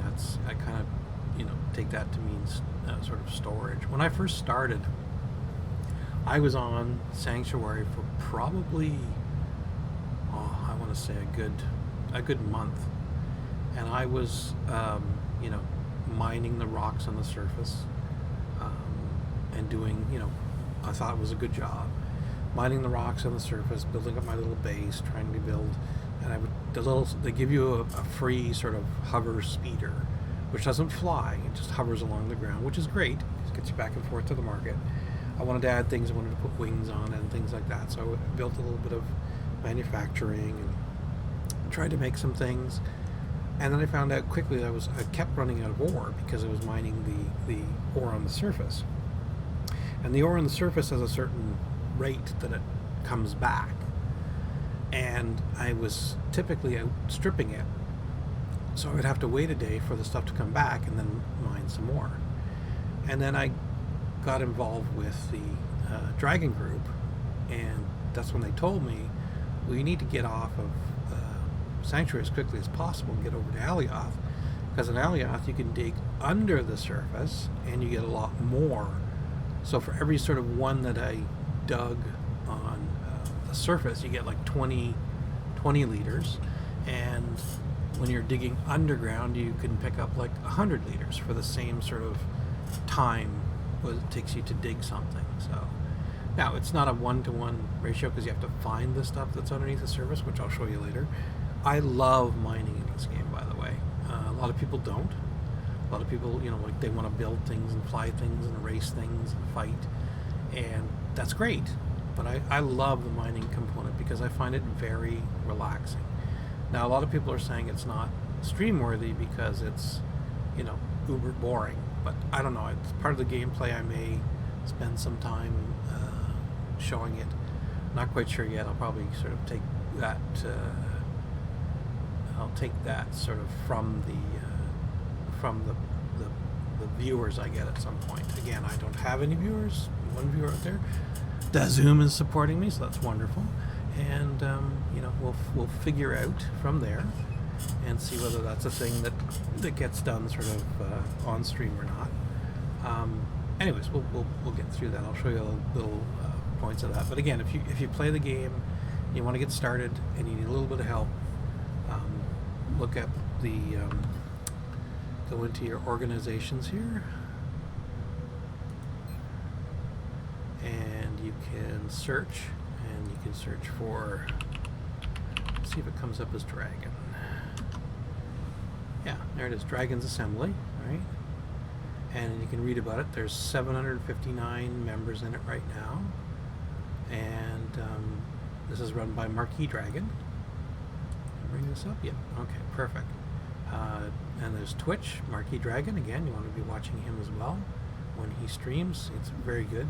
Lots of good information on the stream. And then you can just put in your application in here and be part of the group. And then once you're part of the group, if you need a little bit of help, when you're down here, let's look where this is. Dragon, and you can type in here.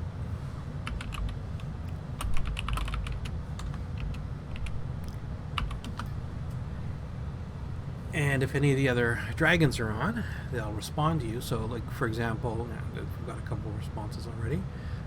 For example, if I crashed and I said I need some help, I can send the coordinates, and like I said, if they're on and they're around and they're available and they're on my planet, they'll typically show up with 2 or 3 people, and they'll help me restore my ship to flying capacity. And we do that as sort of a pay it forward, because we're all crash and we all get into trouble. So we had one guy the other day that he was heading to a new planet.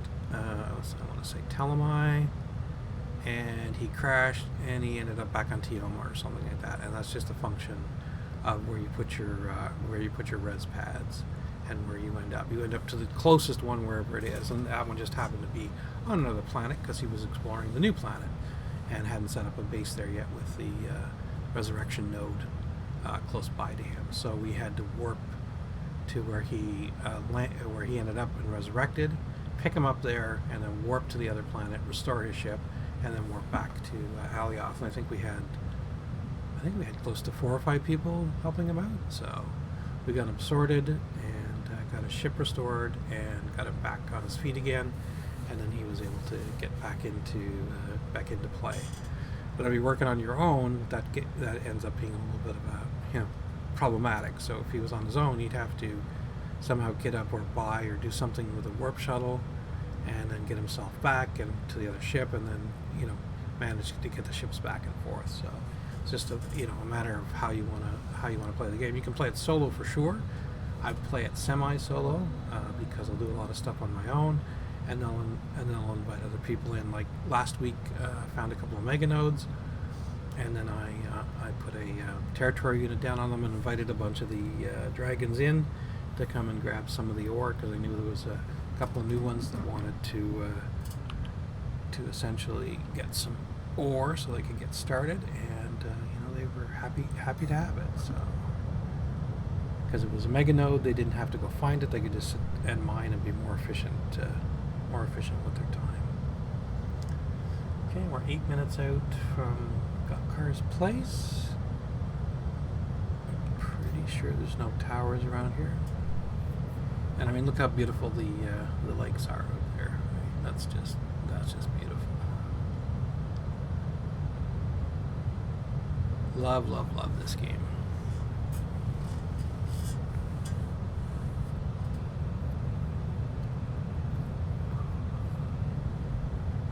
Okay, sorry, getting distracted. I'm looking at my chat, which looks confusing, and I can't tell whether interesting.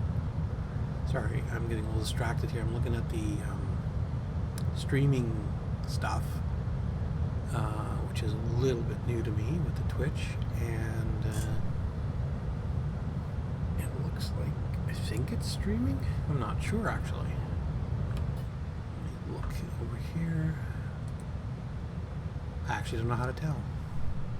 It says live and excellent. I'm guessing that means I'm okay. But the preview window I look at was just a spinning cursor, which is very weird. Anyways, distraction eyes do end up squirreling a little bit. So, all right. So here we go. And just so you notice, the radar is clear again.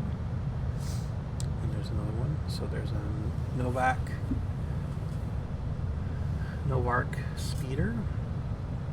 Those are the free ones you're given. There's tons of those all over the planet because people fly them around and do their little mining things or set up their bases until they get into a little bigger ship.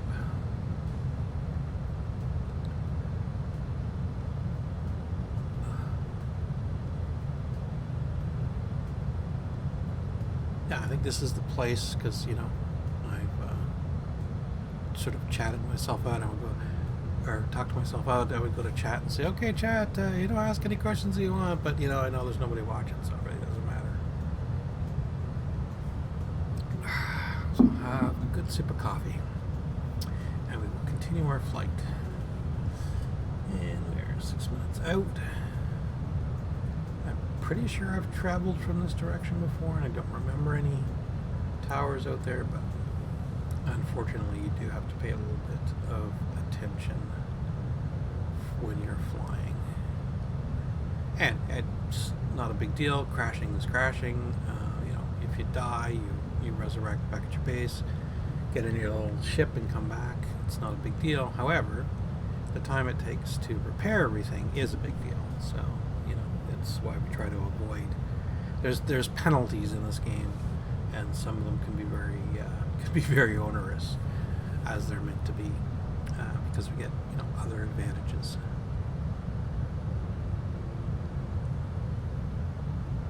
All right, so are we getting? Is the sun going? No. I guess we're getting to the darker side of the planet. You can see a little bit of the sort of the aurora borealis kind of effect there, right? Up in space. There's the sun back there. And that's another interesting thing. So I put glass panels on my ship, and I put slatted. So I put a voxel every second one, so that's like slats on the top there, and you can actually see through the ship when you're flying, which is kind of neat. It was an unintended thing. So see underneath, I put a bunch of glass panels. I just thought it was neat when you're in the chairs, you can, or if you're in there with passengers, they can be looking down. And I had no thought about the fact that I can actually see through the ship when I'm flying like this. So it was just kind of a neat thing. So yeah, so there's west, isn't it? Southwest. That's behind me. No, I'm heading west. Okay, I don't know the direction of the sun, because I don't know the direction. Okay, 82 kilometers. Now, so just to orient you a little bit. See the green thing showing the 82 or 80 kilometers away? It's kind of in the ground there. The reason it's in the ground is because it's over the horizon on the other edge there. That's why it looks like it's sort of moving forward with the landing.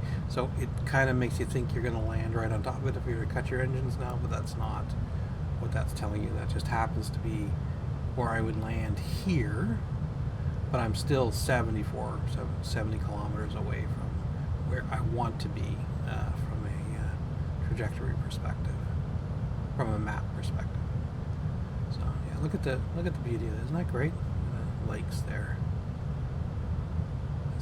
This is just a fantastic game. So beautiful. These guys have done a great job. Love this game, if I haven't said that before. Even with the little spiky things that are out there. And so yeah, this game is in beta, so just remember that. But even with all the little beta, hiccups in here, we're, obviously helping them test it. It's just a great game overall. I like the fact that it is a sandbox, and you can create anything you want. You dig up a little bit of ore, make some honeycombs, and away you go. And like I said at the beginning, you got guys that are making cars, because cars are their things, right? That's why I'm going to build the Eldorado. You got people that are building spaceports. You've got people that are building, things up in space. You've got all sorts of, different things that are going on, and we'll visit them over the next little while, and I'll show you what some of them look like. And okay, so we've got a little bit of a rendering issue in front of us, and I really hope that's a rendering issue and not something somebody's built. It doesn't look like it. And let's hope. There we go. Okay. Pitter patter goes my heart, because if that was real, I would have smashed right into it, and then you would have got to see me crash again. So, and that's just a little voxel thing in the game. It's not a big deal. You tend to recognize them. There is one guy though that. So I talked about the death stick that goes vertically up into space. You can't avoid those. You got to fly around them. You can't fly over them. There's one guy I saw the other day, and I don't know where his location is. He made a ramp at 45 degrees. It looks like he's heading to space with it. I'm not sure what he's doing, but that's just I don't know. I don't know what he's doing. I'll have to see how far it goes, because if he was doing that, he would have to have all the adjoining properties, because you can only build on your own property. So going up is easy because it stays on your property. If you're going on a 45, you'd have to own all the properties in a line in the direction that you're building that 45. So we'll see what that turns out to be. I did fly past it at one point and wondered what was going on with it, because I thought it looked broken at first, and then I realized the guy had built it that way. Okay, 1 minute. I gotta start paying a little bit of attention here. Place looks fairly clear.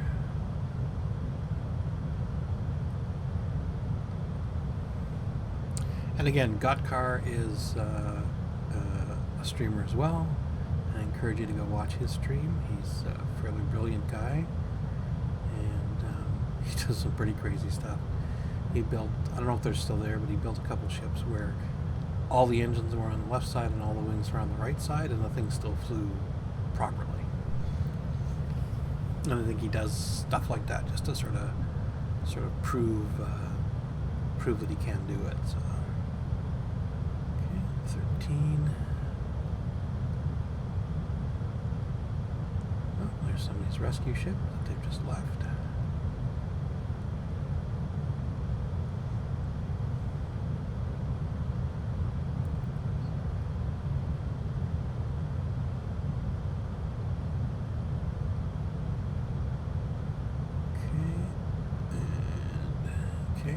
Stuff starting to come into play.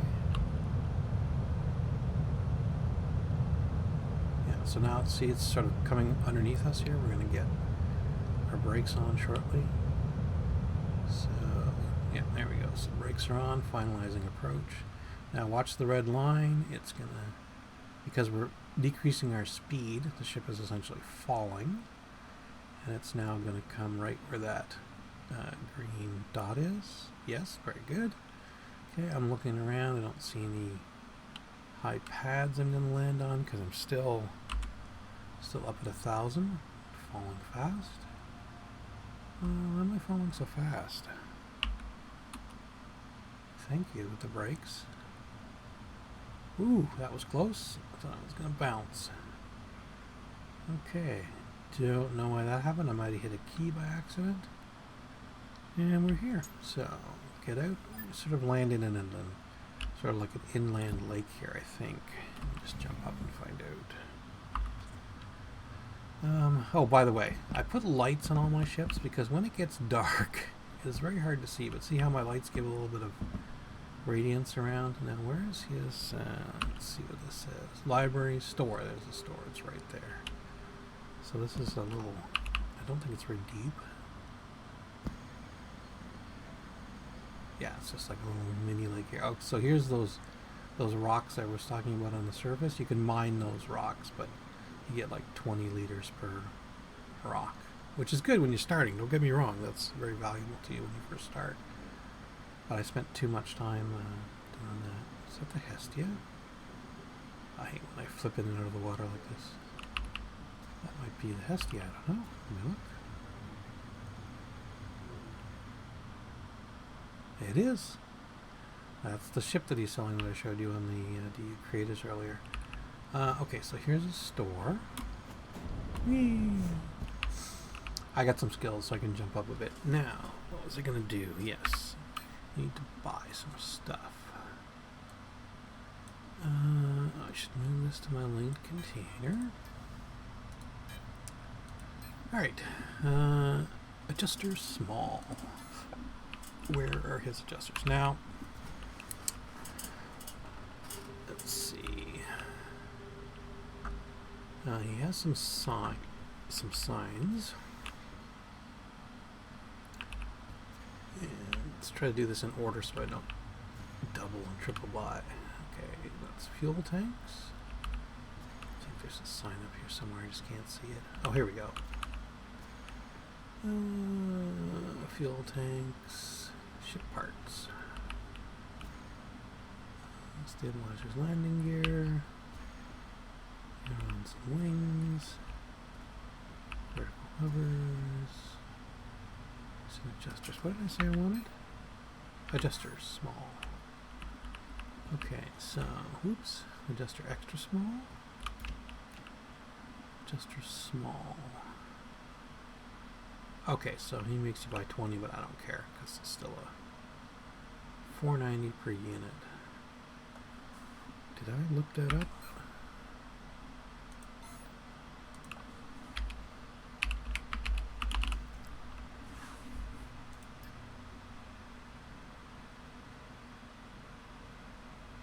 If I want to fly to Sanctuary, I get it for 400, but that's sort of partway in between. That's under most of the pricing, so that's still a good deal. Adjuster small. So this is a dispenser. So get a batch, and look at the price, look what I'm getting. Say yes, that's done. So I got my adjusters. So inspect this again. See, 20 of 12.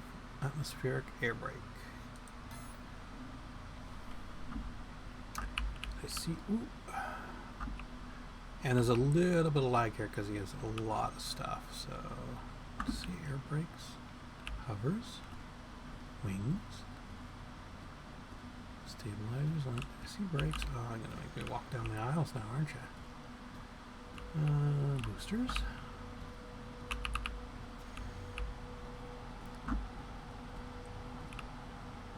Wings.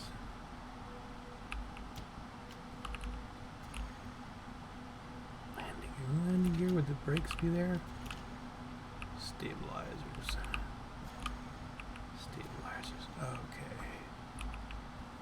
This is fuel and tanks, I think. Yep, that's fuel. And wings. Aileron.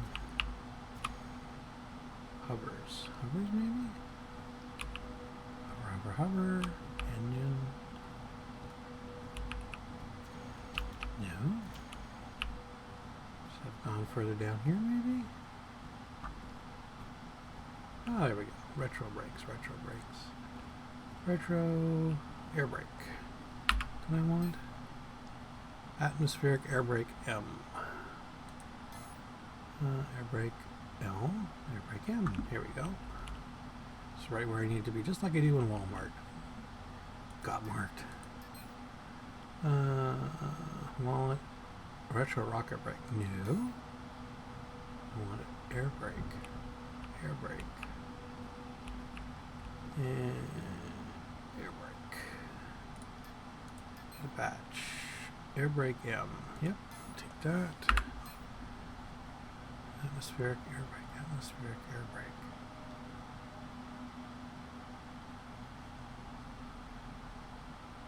Why didn't that update? I open it too soon? Yeah, there we go, 10.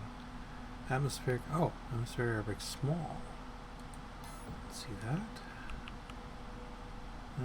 Small. What's this one?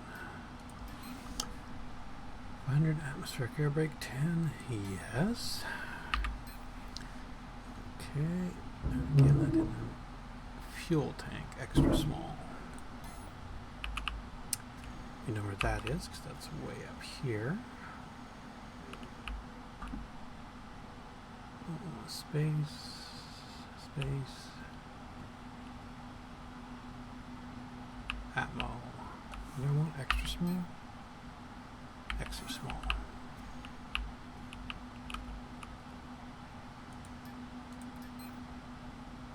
Four. 1840, yes. Okay, get that. Atmospheric air brake. Okay. Next.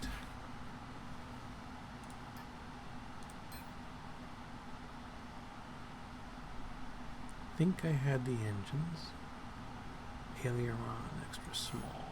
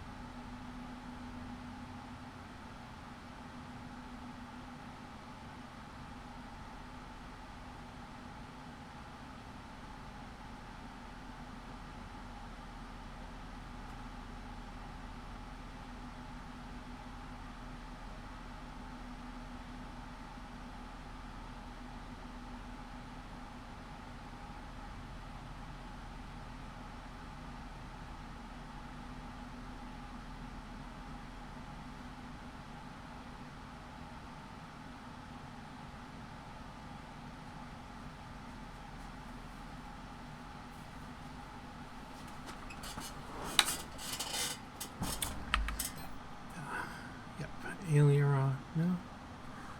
Spheric engines. Compact aileron. Extra small.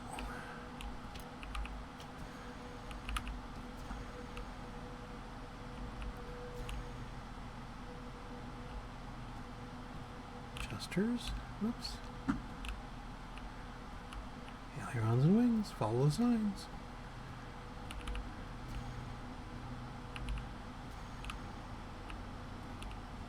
Compact aileron. Aileron. Extra small. Get a badge. Yep.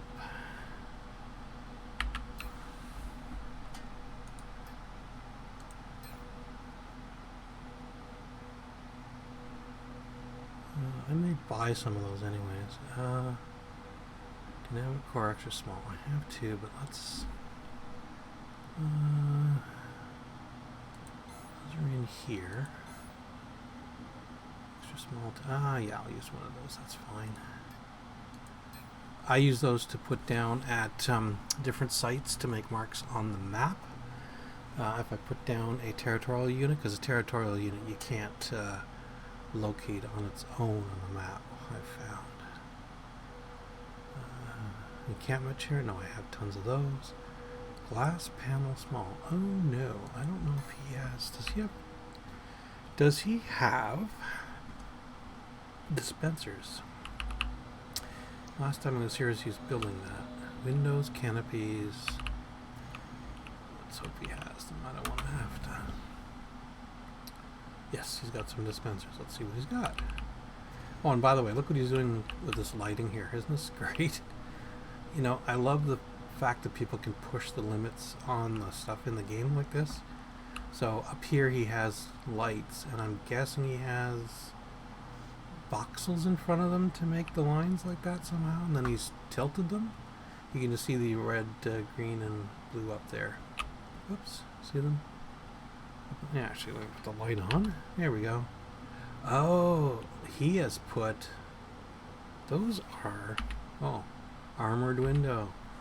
Interesting. I wonder what's above that. I bet you it's just the light itself. I'm going to test that. That's pretty brill. So I say about the ingenuity of these people that, you know, seem to know what they're doing. Anyways, where was I? Oh yes, I was buying something. What did I want? Glass panel small. Glass panel small. Lights. Oh, do I have lights? I think I needed lights on here somewhere. Vertical light extra small 10. Vertical light extra small. Okay, yes. Okay, what else did I want? Square lights? Did I need square lights? No. Sign, relay, programming boards. Oh yes, all that stuff. Where was it? Oh yes, glass panel small, and then fuel intake. Tell me he has glass panels, please. It's lights. Canopies and windshields. Windows and panels. Yes, come on. Got car for the win. Glass panel. Glass panel small. Glass panel small. 40. Wow, that's a good price. Glass panel small. Encampment chair didn't need one. Okay, so do we need anything else up here? Is there headlights? Is there headlights up here? Don't think headlights are going to be up here. That's canopy. Oh look, he's put the items up here, so it's kind of neat. Okay, canopy. Canopy metal. Canopy metal. Oh, because it's got the edges on it. I've not played around with canopies. Oh no, they are actually metal. You can't see through them like that. So these ones are solid. Didn't realize we had those. And these ones are just these are the ones I'm used to seeing is these glass glass panel ones because they're making fancy front ends of the ships now with glass panels, which you'll see around. Okay, so no headlights.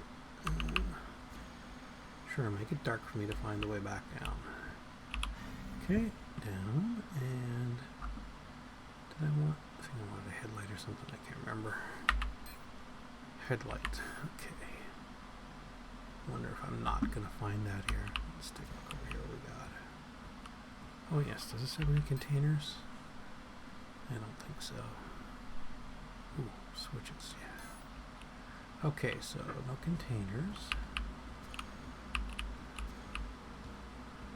Okay, remote controller. Do we want a remote controller? Relays and switches. Sign extra small. Ooh, I'll have to keep an eye out for that one. Okay, relay and switches. Okay, I don't know if I've seen those here. Command seat controller. What was the controller seat for this one? Controller seat is hover seat controller. Hover seat controller. What's he selling for here? And I get one. Okay, I'll take that. Cockpit, no. Gyroscope, do I need a gyroscope? No, I don't. That fuel tank, though, I don't know if I have those. Gyroscope, emergency, resurrection node, no. VR station, surrogate pod, and oh yeah, 530 per one? One of those, just what the hell? Said I wasn't going to, but yeah, what the heck? Okay, static, alright, it's over here. Ammo, okay, delete that. I don't know if he has switches and stuff. Okay, as we wander the aisles, whee! Okay, warp drives was over here. Not windings, don't need any of that. What is this? Radars, because he has radars up there. Okay, radars, that looks like engines. Basic and T2. I think that's going to be engines as well. Yep, militaries. Basic space. Yep, engines as well.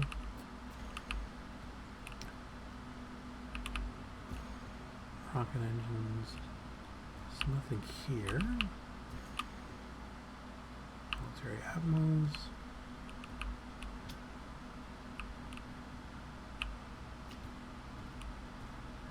So he's got these pads down here which are pressure tiles. If you step on them, it's supposed to update the number of units that are available for sale, because you can't automatically make that happen. Those are tanks.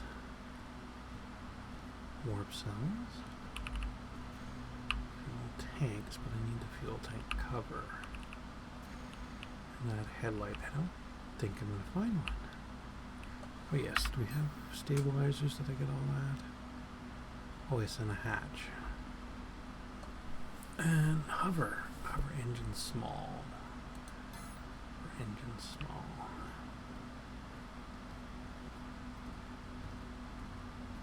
Landing gear.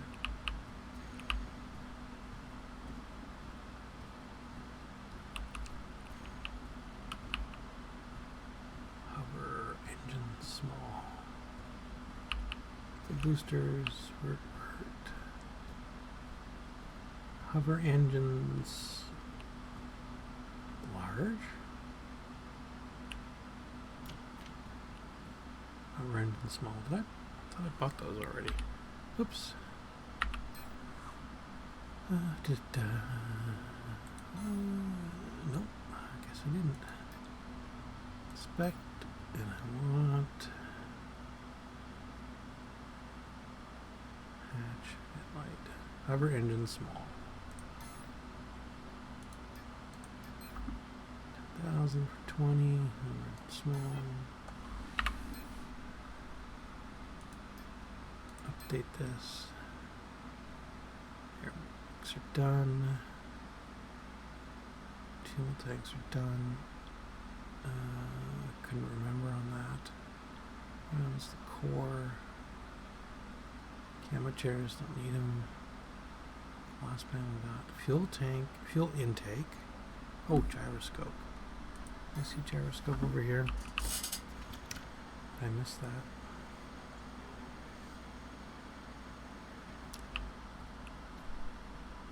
Hover command remote. Cockpit. Gyroscope.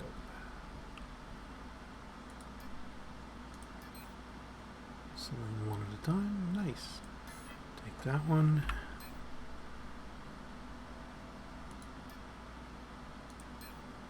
Inspect, and we got here. Oops. Yeah, I don't think he has any of the buttons. Does he have programming boards? I thought I saw programming boards. Container hub. Container. Container expanded. Territory unit, territory scanner. Let's see. Oh. Maybe because he has all his programming boards on the floor, I thought there was one.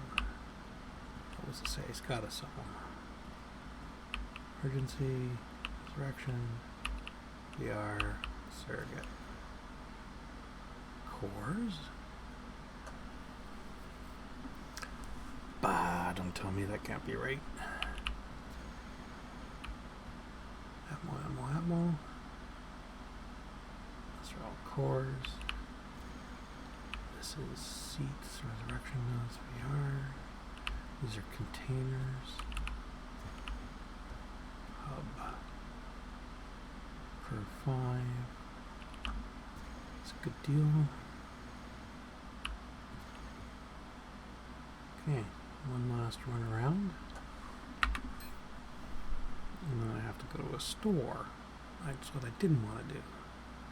Sign, extra smalls, relays, programming boards, and switches. Relays, programming boards, and switches.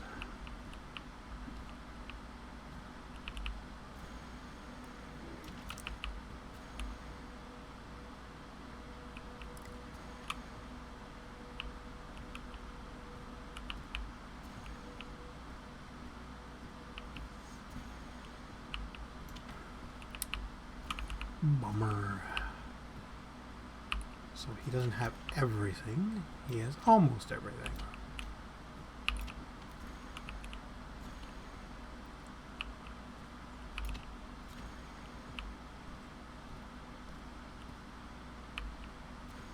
Yep, so relays, programming boards, switches.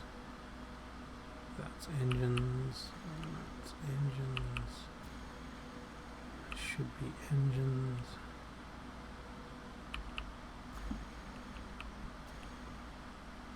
Radars,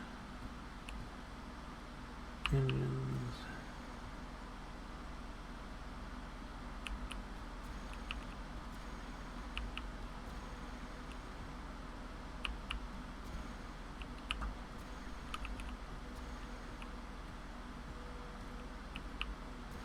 oh bummer, let me look back upstairs quickly. I think that was all just panels and canopies. Oops. Where are we? There we are. Yeah, it's the metal, it's the canopies. There's windows and panels. I don't think there was signs up here though. Yeah, no signs.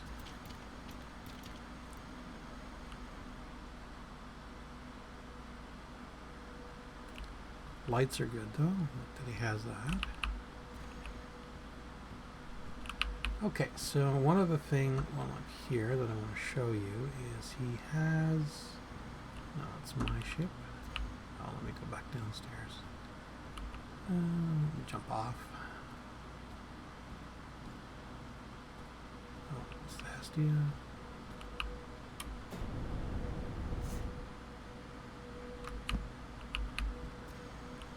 he has glass panels in. Look at that. Look, see what he's done out here. Yeah, got marked. Save on honeycomb by elements instead. Okay, so he has a, what does he call it? Gate library. So this is brilliant as well, which I really like. Didn't cross at the right place. So let's cross here at the proper area. This is much better in the daylight though. He has everything here, like all the elements sort of on display if you want to see what they're going to look like and you don't want to have to buy anything. So you can come out here and then just take a quick look. Like you can see the size difference on the lights. You can see what the lights do. You know, do they cast a shadow? Long lights, the square lights, all the different plants that are available, the glass panels, and you can see here how he set up the lights to show, you know, they cast shadows through these things. If you want to do some sort of lighting effects, there's one of the panels. This one is a armored window M. Is this an L? Yes. How come? So this is interesting. So this one, now they're both blocking the light, but I can see the light through this one. Can I see the light through this one? Am I standing there? Yeah. Okay. I still see the light through that one. Okay. But this one, what's this one? Whoops. Armored window L. Okay, so that's what he did up there. So on one direction, the armored window blocks it, and on the other direction, it lets it through in little slats like this, which makes his patterns, which is how he was doing the lighting interesting thing. And this is what I mean about people like him being able to do stuff like that. So you can see how it looks here with the light sort of shining on it.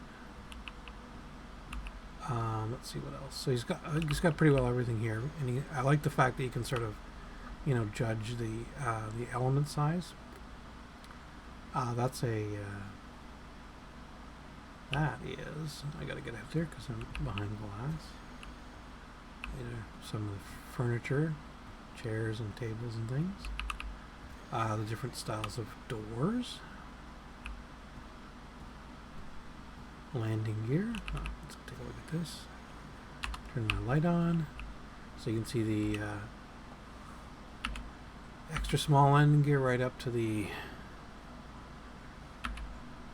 landing gear large, which is what I have on my ship currently. So you sort of match those to the ships. Those are the big gates. I have a couple of those in my place. Just love these things. Oops, gotta get close enough.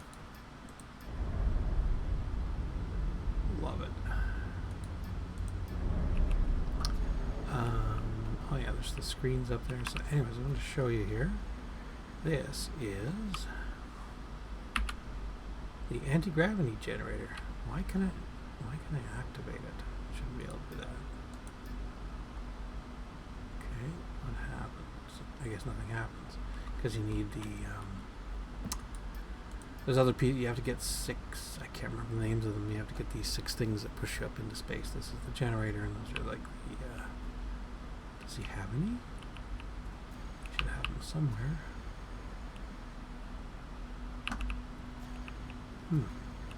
Interesting.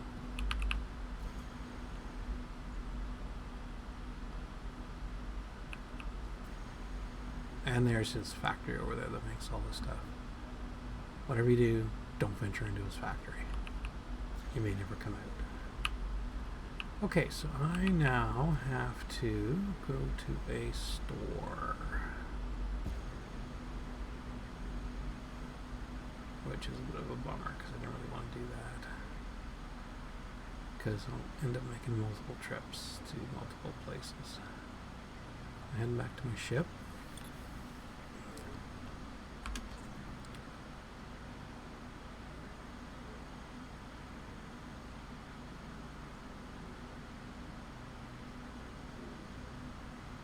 Here we go. And like I said before, I put lights typically on everything that I fly. It's going to be sort of an atmosphere because I find it really hard to see when it gets dark out here. So the lights definitely help me when I land. Like I said, I put an elevator down here so I don't have to crawl up the ship. Get on the elevator. Spacebar to jump up, and I'm back inside. Okay, so let's fuel up. And the big guys again. The small ones didn't even use anything out of. It's just the 4 in the back here for the trip.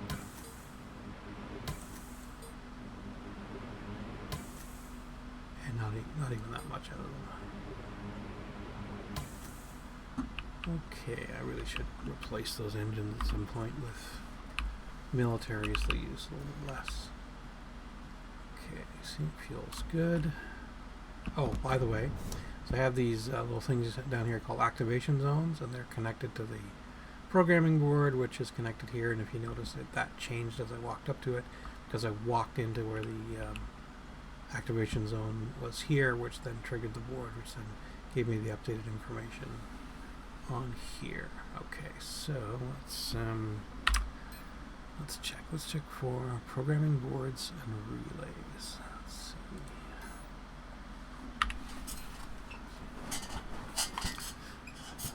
Okay, let's do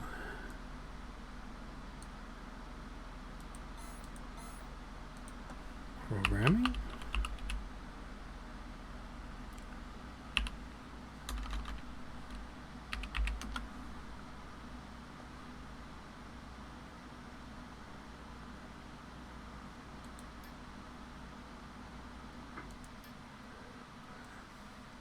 Okay, so there's some up 13. Let's do relay. Whoops. Relay. Is there any at 13? No. 20. Do I want to go to 20? I don't know if I want to go to 20. Guess I have to. Switch.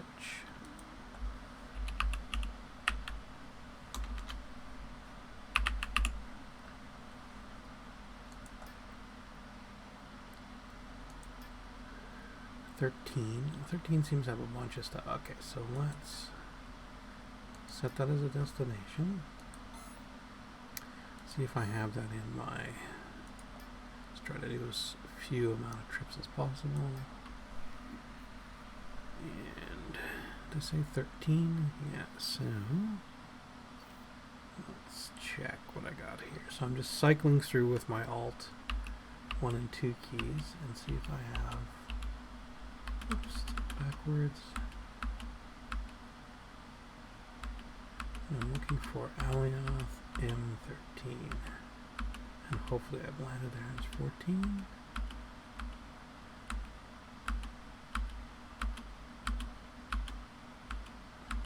Whoops, 19. 15. Tell me I've been to 13. 3.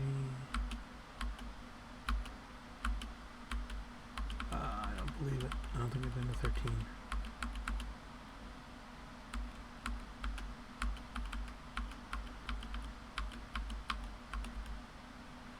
Whoops.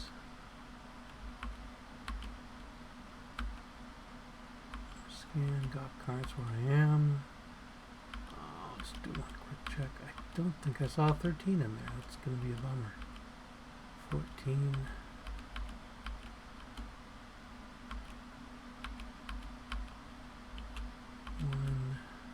19.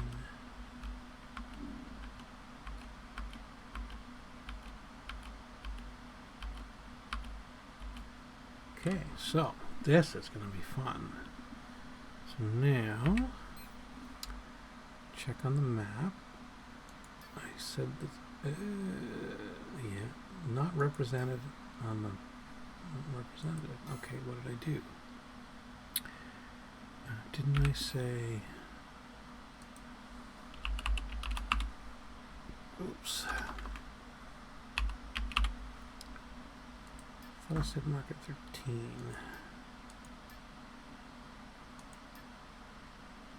That's 20. I say programming maybe? Programming.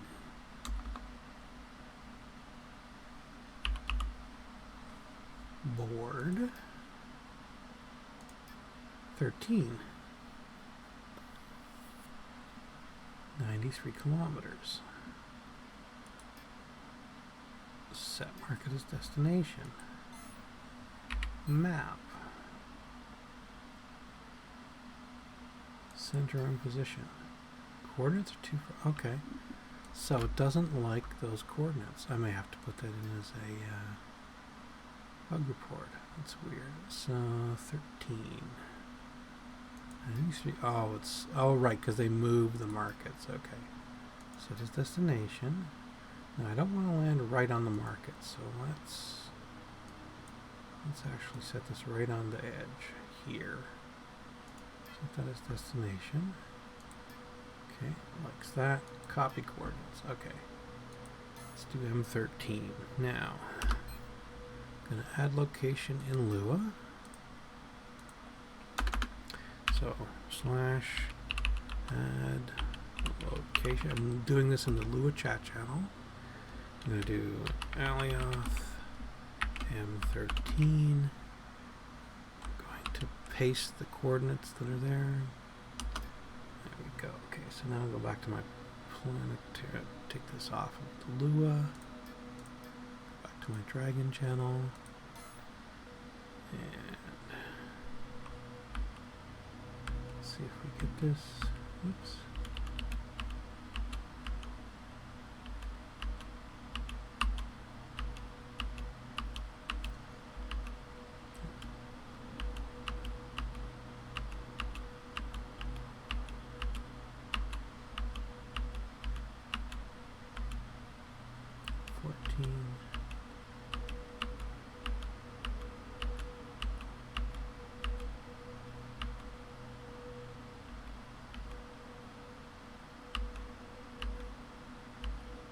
I thought I just added that in.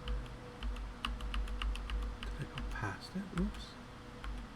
Oh, that's Sakari Sanctuary.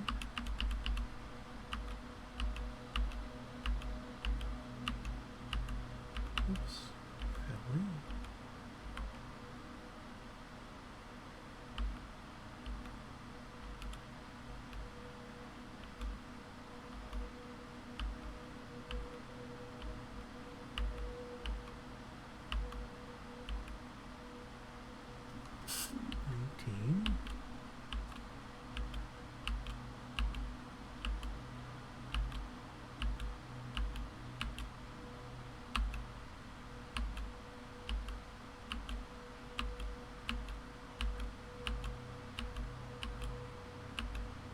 Okay, did I do something wrong?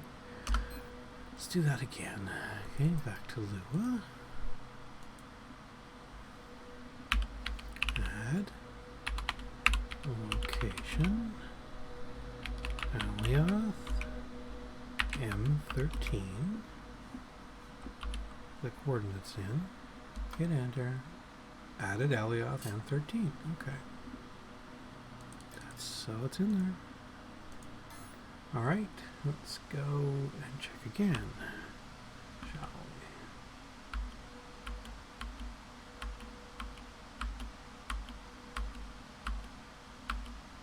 we? There we go, Alioth M13, 93. Okay, excellent. Alright, so jump into my third person view, take off. Alt 4, so it's going to point it in the right direction. Again, no engines, because I don't want to be moving at this point, because I want to see my way and where it is. It's pretty clear out here. I didn't see, like I said, didn't see any gas sticks. Okay, 100 kilometers.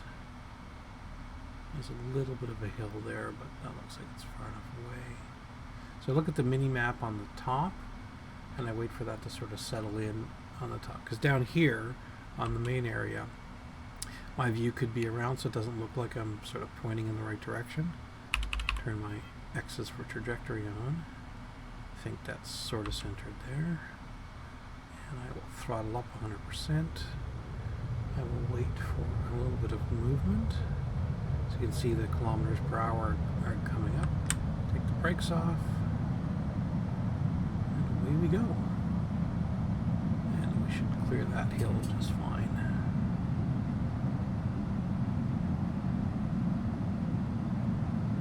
I love this HUD. This Acacia and Dimencio have created a really great HUD.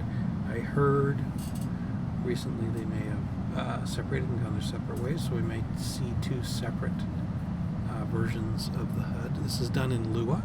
This is the sort of the programming part of the sandbox that we're in here. And I think it's brilliant. You can do whatever you want. So they've created all this. But I got to tell you, I think that if I didn't have this HUD for flying, I'm not sure how much flying I would do, but how much fun the game would be, because this gives me so much help. Just like adding that location and setting where I want to go. So when I was flying before, I would set it on the map, as you can see where the green thing is. I would pile it up to the flight, and then I would have to sort of maintain my height and direction manually to try and get towards the thing. But the problem was I was always drifting right or left. My ship is not like 100% torque balanced, so there's a tendency for them to drift right, left, up, down. I could never quite get it where I wanted to go, and then God forbid I accidentally hit, something like this where I went off to one side and the ship would go crazy and I'd have to recover. If you look here, the HUD automatically tries to do that for me. Right? It takes a little bit of time to come back in line, but it'll try to restore itself back to the to where I had asked it to fly to originally, sort of automatically. So it's pretty much of a godsend for me, anyways, because I don't think I would be piloting as well. Because when I was first flying, before I had the HUD, even I was crashing a lot. I still crash with the HUD. Don't get me wrong. You can't. It's not meant for AFK flying in any way, shape, or form. This is just a way to assist you by using in-game mechanics of the Lua, which is, you paste that into the seat, and then the seat gives you all these things on here that these guys have so diligently programmed in here, and they keep making new iterations, right? So they change it as they go. They learn things. They fly it themselves, and they make little changes. And so far, I think it's pretty darn good. And we will, I'm sure we will see them somewhere along the way. Not today, but we will see them out there flying around and testing. And they're on a lot with Shamsi when he's on, and with Landmark Explorer. So I encourage you to check those guys out on Twitch as well when they stream. They do a lot of great stuff out there. And again, everybody's sort of doing their own little sandbox thing, which is really great. Landmark Explorer flies around, looks at all the new stuff that's out there, which is really cool. Watched them for quite a while. Saw a lot of great places. I'm going to visit some of the places that they've showed off out there. Shamsi loves to build pyramids, so he's a great guy too, and he does these build-off contests as well. He has lots of good giveaways, which is kind of really cool. I won the Zambarak ship off of him, which was really great, and that was one of those pay-it-forward ships. It was designed as a rescue ship, so it had all the capabilities for atmosphere, space, warp, everything on it. Well built, well designed. Hardly any voxels on it, so it wasn't a stylized ship, but it was very functional. They had kitted that up because they had to go rescue somebody one day, so they made a blueprint, and they were giving them away, and I happened to win one, which is really great. And I've won quite a few things. Like I said, I won that ornament there that I showed you earlier. But I didn't use it very much because it was a little bit of a smaller ship. So I had my buddy come on, 10, and you can see him online. He's on, I think it's 13's World, on Twitch. Follow him as well and watch him stream. And so I gave him the Zambarak, and he's using that as his main sort of hauler back and forth to pick up ore, because it's sort of the biggest load that he can take on the ship right now. But he's gathering ore up and using that to create like his next bigger ship, which is typically what you do in the game. As you get more stuff, you get more money, you get more parts, you get more to build. And he's already built a base, a great base already. It's really amazing how far he's come along in like 6 days. So I'm kind of a little jealous of him too, by the way, just so you know, because he's come so far. But again, he's one of those people that we're going to help in Dragons, and so, you know, if he crashes, we go and help him. And like I said, I gave him the ship to sort of prop him up a little bit, so he didn't have to wait to get sort of a better ship going. And hopefully, when he gets his next biggest ship, he's going to pass his on to the next guy. And same with me, as I go along. If somebody needs a ship or something, I'm going to pass my ships along to the next guy, as long as they're not sort of still in use. I gave one of my pocket rockets away to one of the Dragons earlier on, and I'll show you the pocket rocket later and get back to base. But you should always carry a pocket rocket with you in your nano pack. See, it's SBS jet bike, and that's because when you crash and you are not on your ship and you have to walk back 80 kilometers, you probably don't want to be doing that. You probably want to be flying a ship back. And so this thing is what's called compactified, and you just create it wherever you are, hop on it, and away you go. Oh, gotta pay attention here. We're landing. Sorry, this flight was faster than I thought, or I'm talking too much. I can't tell which. So let's just check here. There's a pyramid. Look at that. I wonder if that's Shamsi. No, it's not him, but somebody else has built a pyramid. Now here's the thing about the markets, and this is why I kind of resisted the market. Okay, so I'm off to one side, so that's good. And let's see. Alright, so we're going to land over here. It looks clear so far. Okay, so I'm not going to land on a ship. I'm not going to land on a structure. So that's my first sort of thing. I'm coming close to Winterfell there. Oh no, we're good. So, and so this is not too bad from a market perspective. But see, you can't really see the ships because we're too far away right now. I can see there's sort of a orange thing down there a little bit. And I can see off to the right there's the Talon is there. You can see my shadow as I'm landing. See, just above me now, see my shadow coming down? This game is brilliant. I love it. I love it. With all its little mini quirks and things, it's still just beautiful. And look at that, right? I built the ship. I'm on a planet. I'm landing near the water. There's a huge pyramid over here. Somebody's built a landing pad that's all white. I'm going to the market to pick up some pieces to make a car, right? You know, come on, this is just great. What can I tell you? So I'm coming in for a landing. Let me go underneath a little. Yeah, see, there's that orange really, I'm going to find out what that is. That really showed from up top. Okay, let me just show you how this looks. So when I get close, all my hovers and things come on, and my landing gear come out, and I land without hopefully hitting anything. And I'm in the trees. I can move if I want. I don't know that I care if I do. The trees are not collidable. They used to be in the old days.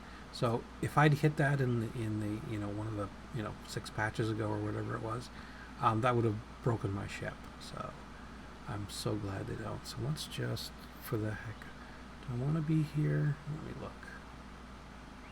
I just don't like being in the trees. I don't know why. So let's do this. I'm going to take off and turn slightly towards the market. Actually, that clearing looks good. Probably right there, maybe. I'm going to set the throttle really, really low. Not going to travel very fast. Once I get up to 20-30 kilometers an hour, I click on my middle mouse button. That kills the throttle to 0. You see I still have forward momentum. Let's just stop right here. Let's land. Let's see if we land flat. There's a big rock there. I don't know if I'm sort of landed on it. Are we good? Yeah, we're good. Okay, so I'm going to get out here. Whoop. Back on the elevator. Back on top. Okay, so there's the market. Just go up over there. And I mean, look at this, you know, look at this. Look at this vegetation here. This is just brilliant and beautiful. I love it. And that can all be interacted with. You can flatten it, you can dig it, you can move it, you can pile it up, you can put it back. It's just amazing. So that's the plus and the minus for a sandbox. You can do anything you want, but you also have to be motivated to do something, right? You're not going to get... Oh, sorry. I always have to look at things like this. Look, another pilot. He lands like me. Oh, that's too funny. Look at that. That's funny. What is that? Atmo bike. Okay, so that's probably his little pocket chip. Can't believe he... Did he fall off? He probably hit the structure. That's funny. Okay, and then each of the markets has a ramp up like this, where you can get into the market area. And wow, there's not many ships here. I'm pretty impressed. Now this thing, this orange was really... What is this? Glossy orange. I'm gonna put orange in a few of my things, man. I could see that from 2 kilometers up. Wow. Is this the same? Yeah, glossy orange plastic. Man, that stood out. I think I'm gonna. I wonder what it looks like at night. I'd have to look at it. I'm gonna make some of that and put that on my base. Because what I do on my base is I put lights up like this has here at the market, and then I went all the way around the edge of the base to the top so that nobody would crash into it. Whoop! And there's a smaller ship beside it.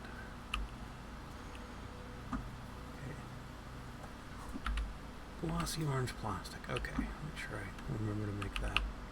Oh, let's take a quick look at this ship over here. See if it's anybody. I really want to go see that pyramid over there too. And this is a invisible muffin. Dynamic construct. Okay, so somebody built this ship. So this is one of those ships I'm telling you about that doesn't really have voxels as such. So they put their dynamic core, added their brakes and wings, put their engines, got their fuel tank, got their adjusters on it, and it does what they want it to do, which is I've built many little ships like this that I've since taken apart. And it's just functional, which is exactly what you want. They haven't built so what other people do is they'll build this, and then they'll build a body around it, so it looks nice, like some of those other ships you saw parked at my place earlier. Where is this chair? Did I miss it? I don't see his, how does he pilot this? Does he have a front? Did I miss that? Yes, yes. Okay, so there's a radar, and there's his chair. Whoop, whoa. Let's try that again. Okay, so there's his chair. So he put his chair up front so he could see, and he put his radar there so that he could get the radar contacts. As you can see, you don't even need voxels to connect the elements, right? And they can just hang out there like that, which is kind of neat. So I'm sure it flies. Well, it does what this person wants it to do. And let's see what that is. Is that yeah? It's a large container. So basically, he's got a flying large container, for lack of a better term, which is what you want. So if he's building himself up, doing a little bit of mining. Oops, just froze up. Doing a little bit of mining, you know, that's what he or she is after, and that's what they want. So they got all the elements they need on the ship to make that happen. All right, let's.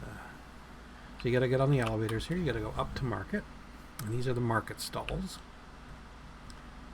And before I start, I'm just going to check and make sure that I like the container. It's right. Let's look at this. What was I after here? I think it was after... Oh yeah, let's check for fuel tank. Fuel intake, extra small. So you activate the market thing here. This looks very much like when you hit the J key, but you're actually here now. Fuel intake. Okay, price 13, 125, and I need one of those, so I'll just instant buy that. Oh, by the way, check your prices here all the time. So, obviously your containers, the marketplace, blah blah blah. Don't worry about that. So lowest price in the market, 125. Two available at that price. When I hit the one here, just make sure that it shows that here, because sometimes it'll show one thing, but then you'll get another price because the thing's already been purchased by the time you're trying to purchase, because you can purchase at distance. So pick on that, that's okay. Glass panel, small. Did I get that? No, I got that. Never mind. Gyroscope. No, hatch. Hatch. Hatch, small. Price range. Do I have it? No, there's none here. Can't buy them. Okay. 5,000. Holy jump. Headlight.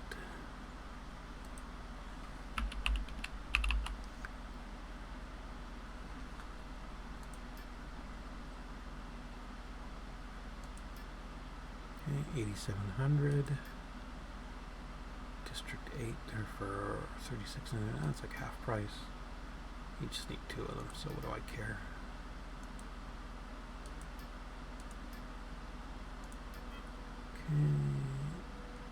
Hovering, I've got manual button.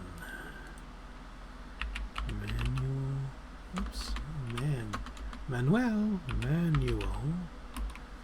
button. Manual button, extra small.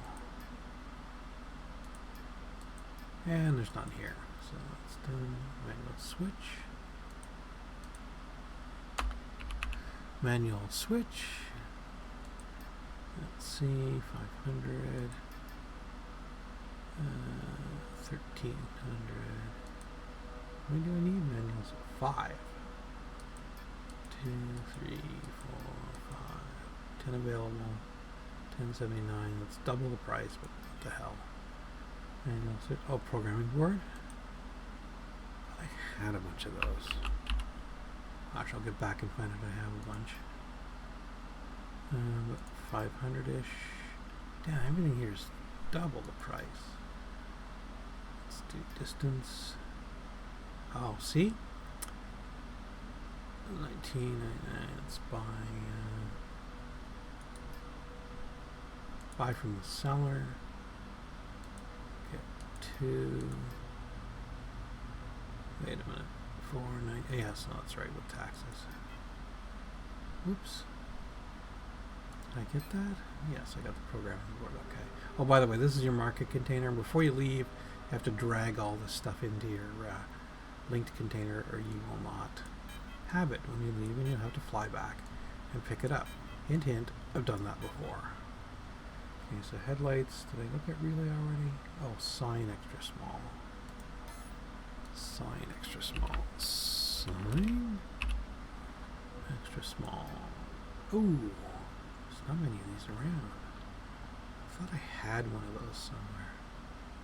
10 grand? Let's see something here. I'm going to jump out of that. Go to my now back. Sign. Oh, maybe you can't do it on your nano crafter. Okay, so you need a basic assembly line. Extra small, uncommon casting, common screen, LEDs. That looks too. I don't know if I have all that stuff. Basic 3D printer. What is that? Why is that so expensive?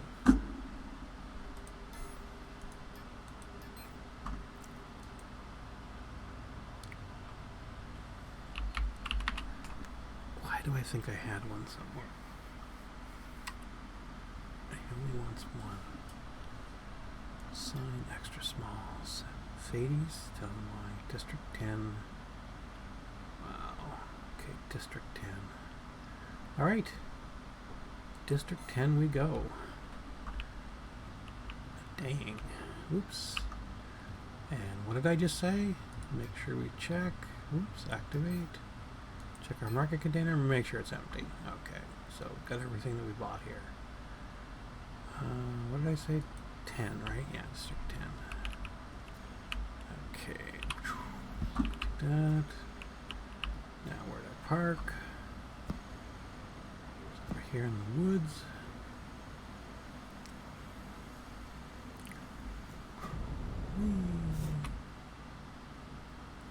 Okay, let's go to Market 10. Hopefully I have a bookmark for that.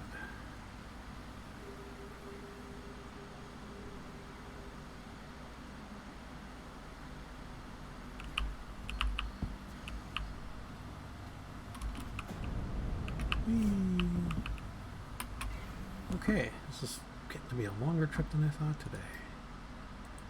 Piloto.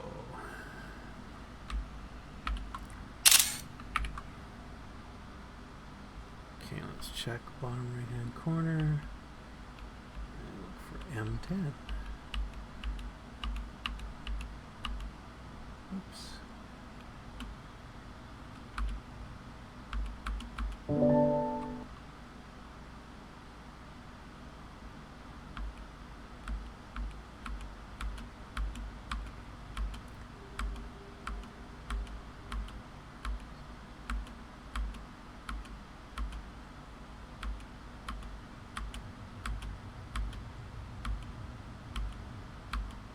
There we go, M10. Okay. So, hit G for takeoff.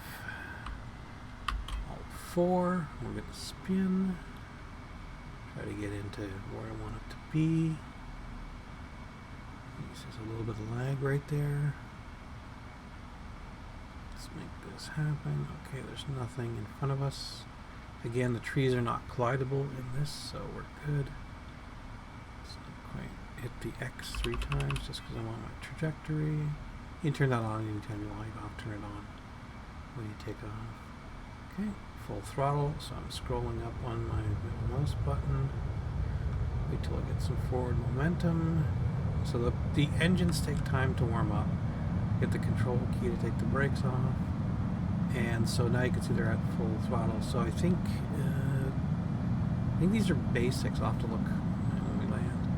And I think it's like a 32-second warm-up for them or something like that. So you can look at the stats on each of the engines and things and see. So let me get airborne here and I'll look at a few. See the stats on each one, and then you can decide, if you want things to work faster for you. So a lot of the guys right now are putting like advanced military engines on their whatever they're flying because they get up to speed so quick. Okay, so I don't see any towers close by, but I mean, look how beautiful it is. Look at the beautiful water. I don't know if any of you have ever flown in like some of the small Cessnas in the Caribbean or something over the islands. It just looks very similar to that. Done a really good job of the visuals here. Really like that. Okay, so let's look at an engine. Atmospheric. So let's look at just a. Let's not look at a maneuver. Advanced military large. And then up here, you can always drop this down and inspect it. Maximum thrust. Warm up time, 8 seconds. Okay, so that's 8 seconds. Now let's go look at a basic. Those are safe. Atmospheric engine, basic atmospheric engine large. Wait a minute, when did that change? 8 seconds, really? Basic atmospheric engine large, 8 seconds. Okay, I take it back. That's the same. So, the difference here is the max thrust. Obviously, that's 21 million newtons. And the military is going to have a lot more. So, just more power now? I thought there was a warm-up. Advanced military. Yeah, it's 31, so it's much more. 8 seconds. Was it only the small engines that changed? Extra small. Oh, 0 seconds. Okay, so the smaller they are, faster they warm up. I really thought there was a difference in the. Is it freight? Oh, freight 64 seconds. Okay, so freight. Well, why would you have freight? Because it takes longer to warm up, but it gives you the same. It gives you the same thrust as a basic. So is freight useless? For maneuver. Oh, maneuvers 1 second. Okay, there we go. So maneuvers 1 second. Okay, so 8 seconds down to like a 1 second startup. So for atmosphere, really doesn't make that much difference. As you saw, you can wait a few seconds for it to get up to speed. It's not a big deal. But when you're in space or using space engines, that can make a big difference. If you come to a halt and need to get moving again, getting moving in space can be very critical based on the PvP activities that are up there. I was in one ship that I just bought, the Inquiry, from one of our Dragon members, and wow, I took a short test trip from Alioth to Sanctuary, which is very short. You wouldn't go up to full speed doing that. And in under 3 SUs, I was up to almost 29,500, so full speed. So that's a very, very fast ship. So if you're avoiding people and from a PvP contact perspective, that's an interesting thing, because you can potentially change directions in a short enough time that you would. Having said that, they could put the same engines on theirs and do the same maneuver as you, and then they're still going to kill you anyways. So, but it is a very very fast ship, and I do like that. So, okay, and we're 10 minutes out from Market 10, so we'll see what we do here. Now, Market 10 should probably be a little bit busier, so we'll see what happens.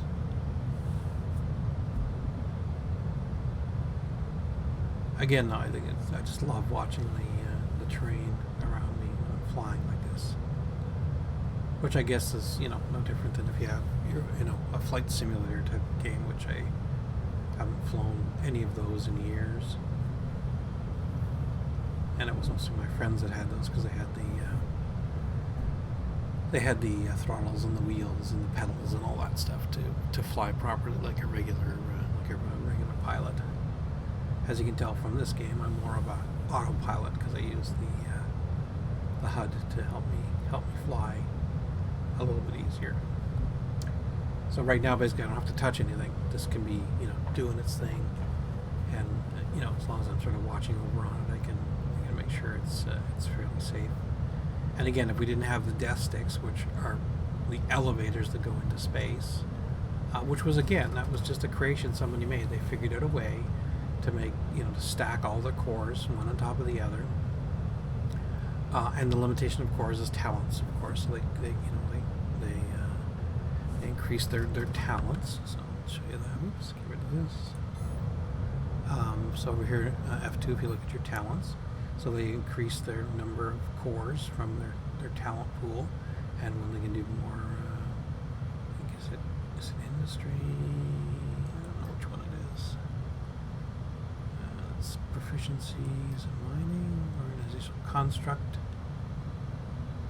it's architect. Yeah, core unit upgrades. So your core units, 2 max active cores, and then your organizational one, +5 constructs per level. So you max those out, and then you can build some pretty big things out there as you want to go. So anyways, they did that. They stacked them up. They figured a way to sort of get the constructs up into space. Then they figured a way to make a little, I think, if I remember correctly, it's like a small or extra small dynamic core, and it sits inside the cubes, which is kind of like how an elevator works. And then they have a small engine that pushes them upwards. It remains in the cube without colliding with anything, which I'm not quite sure how that works, but they figured something out that makes that happen. And they get up into space, called space elevators. And so now they can take big, heavy loads and lift them up into their space platforms without having to fly a ship to do that. So it's really great, fantastic idea. Welcome to the sandbox. But man, I keep bashing into them all the time, so they kind of piss me off. Hence the name Death Sticks. And I don't really like them a lot, but you know, nothing we can do about them. But they work for the gameplay for that person, and that's fine. I just have to be conscious and aware of them, and not to bump into them too much.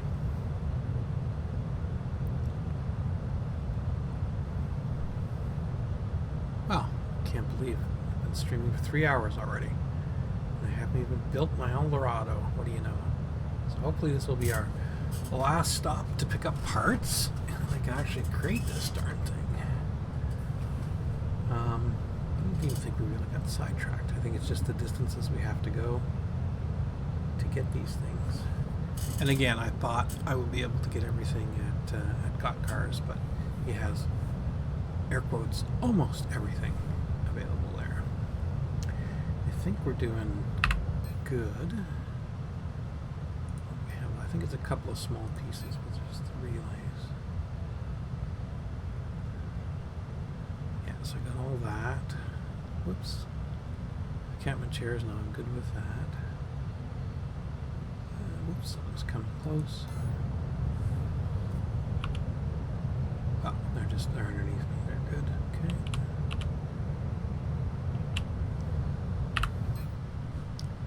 Got the headlights, I need the hatch. Relay and the sign. Oh yeah, the sign. That's what I'm off for in this one.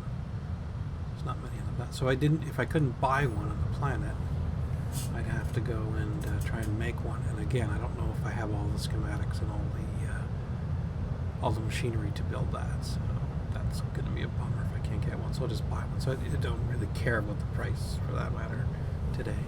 And also, by the way, and so I mentioned, even though Got Car doesn't have the stuff in the dispensers, you can put an order in with him. So if I wanted that stuff, I could have just put an order in with him, and he could have sold the stuff to me. So I didn't see him hanging around there, so and I didn't want to bother him for just some small stuff like that. But when you're buying large orders, like I bought a large order of lights off him, 2,000 lights the other day. I think I got 1,200 of them so far with the 2,000, because I'm going to build a runway, which I'll do in another stream. So he does, good, and gave me a really good deal on the pricing on them. So it's not like you're going to buy typically 2,000 of those off the market, because they just don't see the market with that many items for some of the things. So it's kind of good that you have somebody like Got Car. I'm sure there's more people other than him, but he's the only guy that I've run into that I know of that does stuff like that and does so much of it. Like I said, I ran into him because he does that. He did that gate warehouse thing, and it was brilliant because you could go see the sizes of the parts. Because when I was first building, you sometimes don't realize the size of the part when you're putting it on your ship. So this is a medium core ship, and as you can see on the back side here, you can see how I ended up having to stack all the engines like that, and it took up a lot more space than I thought I was going to do. And then the large at the top there, I've covered them in now, but you can see there's sort of the orange inside at the top, the size of and the length of the extra large military space engines. So I only put 2 of those on, but you can see the amount of space it took up at the top, right? And you can see I sort of caged it in there with some voxels to make it look a bit nice. But before I used to fly the ship around, I really didn't have any voxels on it either, right? It was just a big set of engines and brakes to keep me flying at the time. And then I slowly built stuff. But I'm not, like I said, I'm not a very good builder. And if you look inside, it's really just I saw some stuff from Storm Steel is his name, another guy I would recommend you go watch on the streams.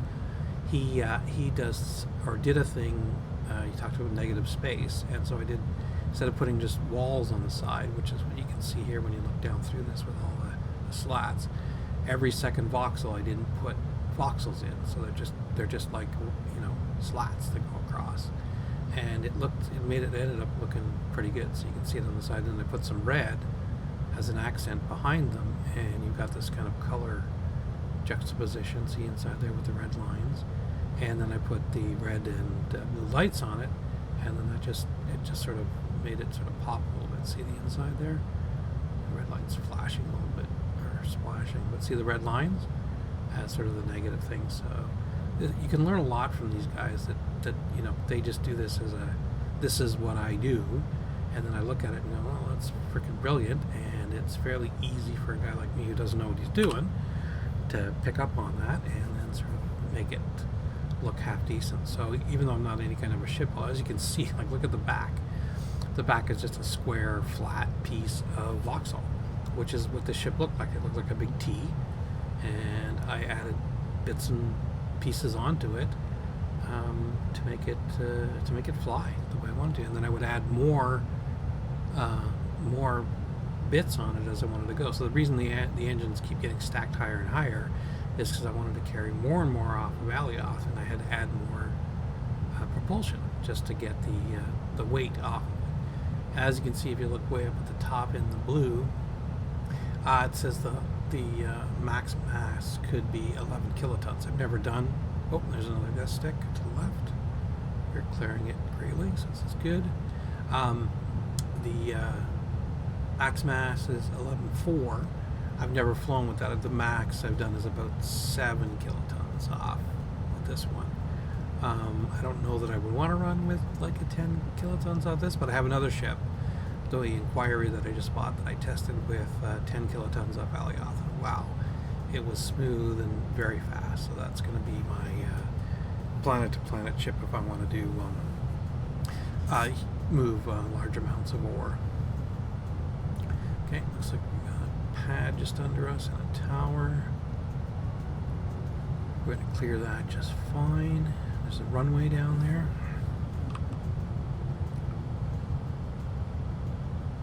Runway on the lake. That looks very nice, beautiful. These are things that I'd like to go visit one day.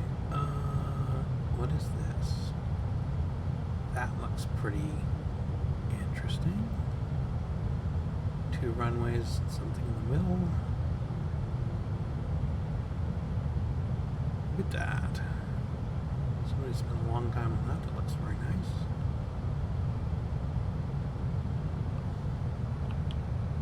Yeah, we got all the Voxels. I mean, all the cores. And a bunch of ships. There's another AGG pad to the left. So we're up at 2 kilometers, so that's down at a kilometer beside us there. So that's for their anti-grav ships. Now, I haven't gotten into the anti-gravity yet because I'm not really spent a lot of time traveling into space, but that's one of the things on my to-do list. I will set up a space platform, probably fly up to it, and then decide whether I'm gonna. Wow, lots of AGG. That's 3 over there now. Look at that. So there's a lot going on here with AGGs near this lake. Another complex down there.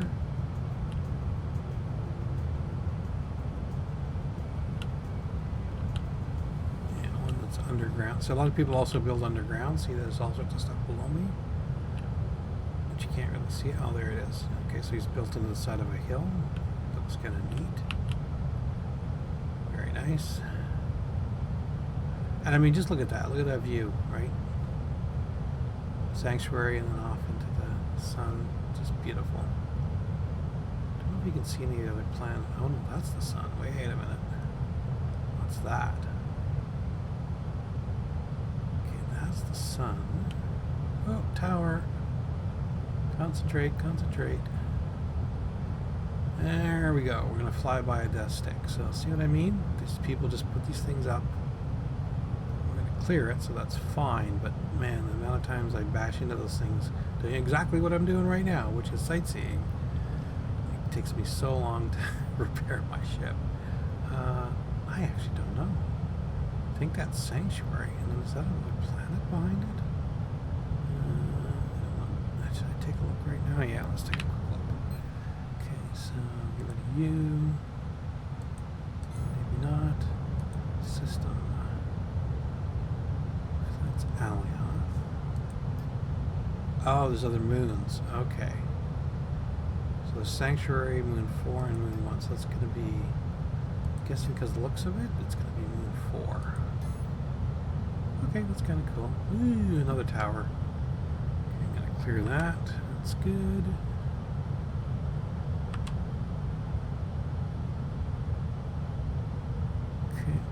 So as soon as you get near market, see that. So there's the arc ship, which is the center, and that's where we landed originally when we got into the game. Now we're 10 kilometers out, so this is where I got to be careful because there's a lot of stuff typically near markets because this is where the original builders ended up. And I can't remember. I made this one before. I don't think I've been at 10 in a long time. They moved the market slightly, so. Okay, see there's another pad, or is that a ship? Oh, that's a ship. Okay, so that's the other thing about AGG.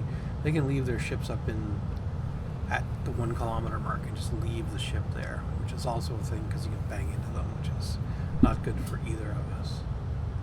Okay, that might be, yeah, there's the market below us. Okay, so that looks good. Okay, am I going to land in a ship? No, it looks good. A porpoise. Okay, let's take a look at that when we get down there. Okay, so we should be good. I think I'm going to land in the forest on this one. But see all the ships that are on the market there? Can't see them because they haven't sort of come into distance yet. But that's typically why I don't land on the pads, because you typically land now with everybody in the game. You typically land on top of somebody, which is, not going to damage your ship necessarily, but I just don't like to do that. And you see how there's some of them are just starting to res in now. I prefer the more safe / comfortable landing. Now, if you have a small, fast ship, like you see some of these guys, like a Dazorm or something like that coming through, they will just fly right up onto that thing and land right up on there in a nice clear spot because they're really good at piloting, which I'll get there someday, but right now just it's not my thing yet. So here we go again. Ooh, that's good. Oh, trees. Whoa. Okay, and we are, oh, see, look, a damaged module. All right, so we damaged something, which is typically the landing gear, because I have messed something up somewhere and I can't figure out what it is. So these were my fuels up here, which I need to refuel before I go. This is my damage report here. So I turn that on, come over here, and click on down. There we go. So I've got a see, it is landing gear. And then I click on here, and this will show me where. So see how this is orange right here? So this tells me that it's on that side of the ship, which is over there. So it should be that landing gear right there. And if I turn on my repair tool, see, here it is. It's orange. So let's jump out of that. I'll just repair that. Show you how repairs. Show you how repairs work.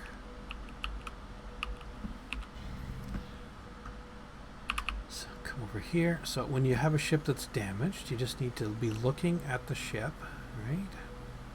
There's a little bit of lag at the market here. And you hit 9 for your repair tool, and anything that needs repair will come up either yellow like this, or it'll be red if it's totally damaged and non-functional. This is functional.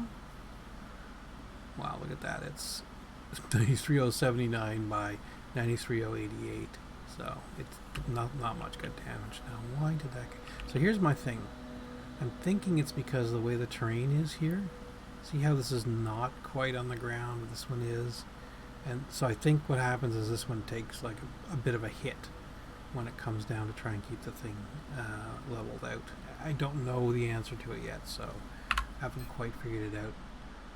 So scrap. So normally I'd use gold scrap because it's fast, but I'm going to use calcium, which is Tech 2. And see, I've just equipped it. It's right there. And now when I aim at the item that needs to be repaired, hold the mouse button, and boom, it's repaired. So now that looked quick, but believe me, when this thing goes down completely, I can be holding that for like 2-3 minutes to get that repaired. So now let's go on a little tour here, because I think this was the, what the heck is that? Look at that thing. Look at that. See what I mean? You can build anything you want. Oh, we're gonna go look at that now. Geez, I'm getting sidetracked all over the place. Okay, so I think this was the porpoise. Whoop, I fell in the hole. Ah! Yes, careful not to fall in holes and places you can't dig yourself out of. Oh my god, what's going on? That's not good. That's not good at all. Okay, so where am I? What is, yeah, the porpoise. Look at this. Megaliosis. Wow. What is that? That is, oops. Wrong key. H. Painted black silicon. Okay. Wow, I don't like this hole. It's not good. Whoa! Look at this. I don't think you can mine here. Hold on. Where am I? Let's see whose land I'm on. Map. Come on, map. You can do it. Okay. Zoom in. Where am I? Okay, I'm right here. Whose tile? Ophelia. Okay, so this Ophelia is the game sort of NPC. See how all these tiles are purple? Oops. Wow. Bad scroll. Okay, see how these tiles are purple? They're all sort of they're owned by the same person. Oops. Come on. And these are like game tiles. You can't do anything on them. You have certain rights and privileges on them, like the market privileges. But this looks like this could swallow a ship. Let me try digging. Yeah, no. See, I don't have rights to dig. See, if I fell in that hole, you know, if it's someplace you own or it's public, you can just dig yourself out. But here, yeah, you can't. So I don't know how this got. Although it looks like you can get out there over by the ocean. I'm not going to do that today because, you know, I'll get sidetracked. But, you know, I do want to jump down there and find out what's going on. Anyway, so, okay, this is market 10. There's a dragonfly. See, he's up in the air. So he might have crashed. Okay, so look at this thing. So see those blue circles? Those are the AGG. So that's an AGG ship. Scorpio. Oops, let me turn this off. It's confusing. Okay, what do we got here? What is that? Oh, that's interesting. Patterning. Dark gray concrete. Look at that. So that's a shadow off of something. See it moving? See it moving along? That might be the clouds or something. That is weird. I like it. Thought it was like a cow pattern or something. Okay, so we want the ramp. Should be over here. Oh, by the way, these containers like this that are at the markets, they're just storage for people. So they can buy stuff and just store it at the markets. They don't have to keep bringing stuff back and forth all the time. And that's the market people that do that. Okay, so other people here have these sort of vendors that they try to sell things. As you can see, there's many more ships at this place. Here's another. Again, he parks like I do. Look at this. He's sitting on his ass end. I wonder if he can take off like that or not. Anyways, it's sidetracked. See how quickly he gets sidetracked doing things? So this is, I think he said, is that Scorpio? No. Transcendrat? Transcendrat. ISIS. Okay. So another Egyptian. Wow. Okay. Look. Oh, I've seen this one before. Yeah, I remember this now. So you go inside, and that's where he's hidden all his engines. And this is all. So he's got like these are rocket engines here. Yeah. And then he's got these, which are atmospheric, which you can make. So all this, because they're pointing down, are going to be like vertical boosters to get the mass off the ground. I don't know what the mass of this thing would be, but it's huge. And then he's got the AGGs to help him as well. So The lag is real. So it's a pretty interesting. So let's put stabilizers in the middle. So these are big stabilizers. If I can stabilize myself. Yeah, large stabilizers. Can't get up there, but oh, I see he's put engines here. Oh, look, and more vertical. Wow, he's got a lot of power on this thing. I'd like to see that fly at some point, but not right now. This is one of the gas marts, I think. Yeah, you can buy scrap. Just be careful when you buy stuff at the markets like this. This is so when I showed you about what you get for the pricing, just make sure it's proper, because a lot of these guys are scammers out here. I wouldn't buy from most of them. As just a general protest, I wouldn't buy with them because I don't like the fact that they can throw their stuff on the markets here and cause us all sorts of lag. And there we go. I think I just crashed. Don't know if you're even going to see that. And if that shows, it just shows it freezes up. Okay, so yes.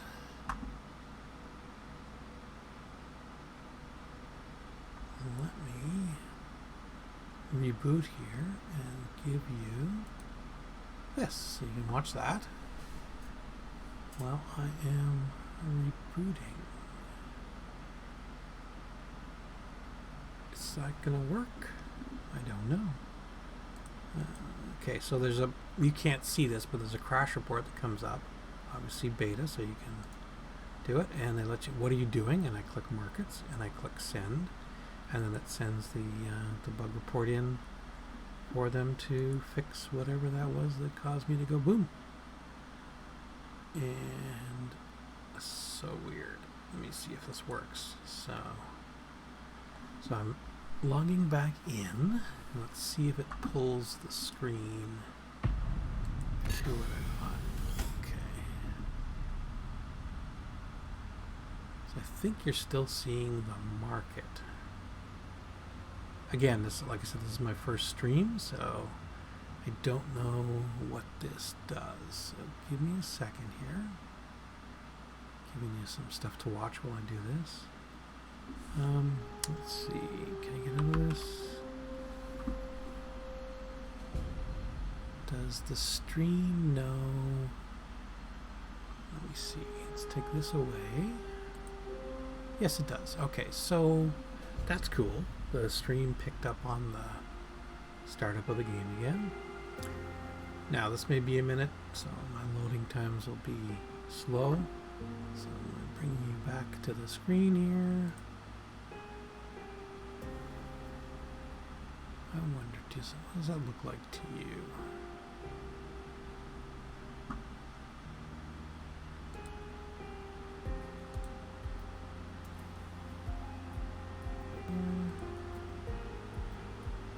Oh, okay, that's not too bad. I wonder, what does that look like to you? Whoops. I'm going to mute myself or I'll hear myself over and over again. Okay, so that looks... Oh, okay. So, sorry, I'm looking at the geometry of my screen that I see and the geometry of the screen that's on Twitch. So I have not put that screen all the way over. Okay, so this is still loading at 0, and I'm not plussed with that. So let me close that and relog in again. Sometimes when you crash, it does some pretty funky things.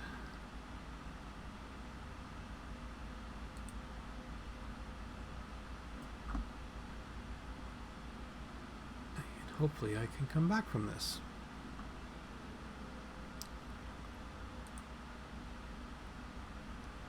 And it's not cooperating.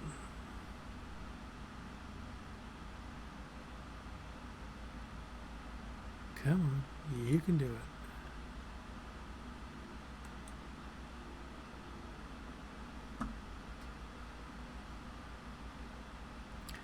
Okay, so I'm sitting in the loading screen at 0, and I can't kill the task. Okay. maybe I shouldn't have done that. I don't know. I've never streamed and crashed. Crashed the game, I mean. But this is just a function of beta, so it's not a big deal. Like I said, it usually just crashes, send in the crash report, have a quick talk with the devs. Oh, no, it started to load. And then got it. So just restart that again. And I don't. A lot of people complain, but I find the devs very responsive. I mean, my tickets are usually they don't answer obviously the crash reports because that just gets sent into them. Okay, so I'm logging back in. But whenever I have problems and I create a ticket, and they're really, sometimes it takes 24 hours, but they're fairly responsive. Okay, now we're loading. So let me show you the loading screens if I catch them. So I like it that they put up the quotes from the different people. Schrodinger. The world is given to me only once, not one existing and then one perceived. Subject and object are only one. Gotta love Schrodinger and his cats.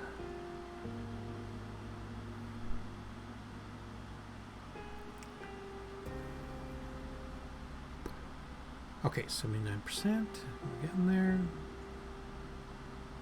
Theoretical physics, Richard Feynman. What I cannot create, I do not understand.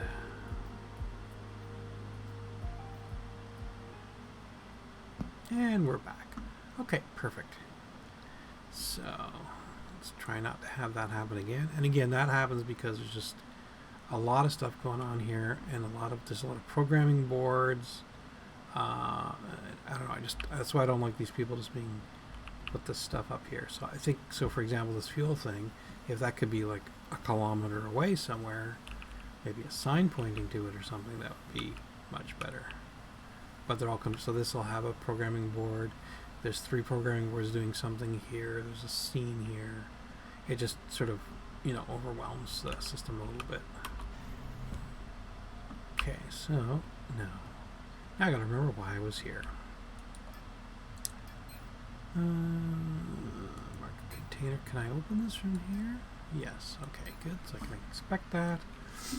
Now, what did I want? I think it was here for the screen. Where was it? Okay, no. Screen sign extra small.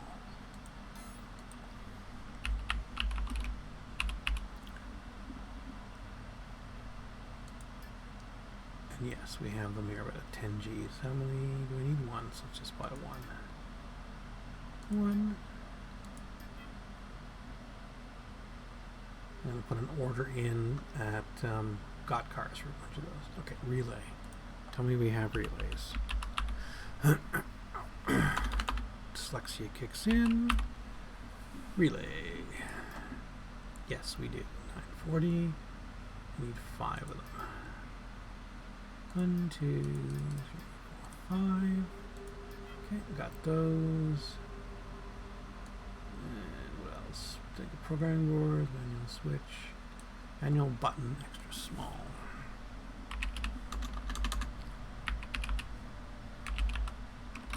Caps lock, button, extra small. Tell me we got some. Oh my god, really? Well, District 2 is close to home, so at least we can go there. Sorry, it pisses me off. Okay, hatch S. Hatch S, please be some. Yes, $5 grand. And what the heck? How many do we need? 1. 1 it is.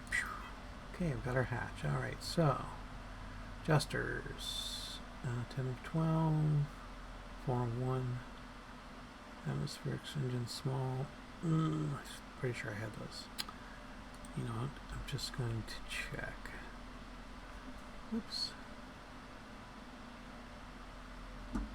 Basic atmospheric. Basic atmo. Basic atmo small. 22. Oh, they're cheap, so let's just buy 2 anyways. Just so that don't have any issues. Oops. 2. Okay, got those. Ailerons. Cabin chairs, I know I got tons of those. Oh, yes. Oh, fuel intake, I got one. Last panel. Gyroscope, hatch, just got that. Headlight. Hovers. Let's refresh this.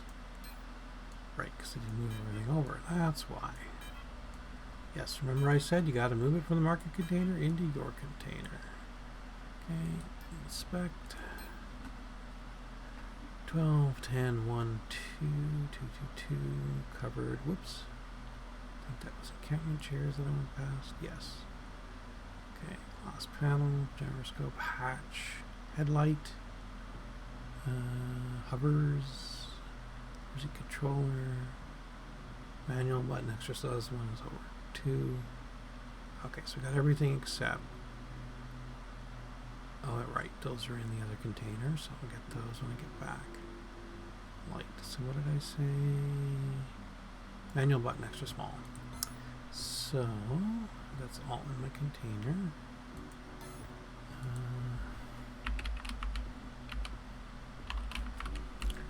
Manual button, extra small. Distance 1. Tell me there's some marketplace 2. If I go there, they're only 400. I'm paying more. But I can do a run. Market 2. Okay.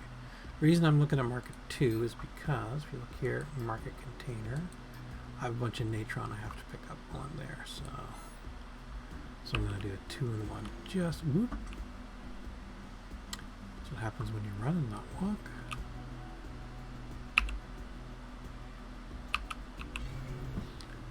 Okay, see if we can get out of here before crashing.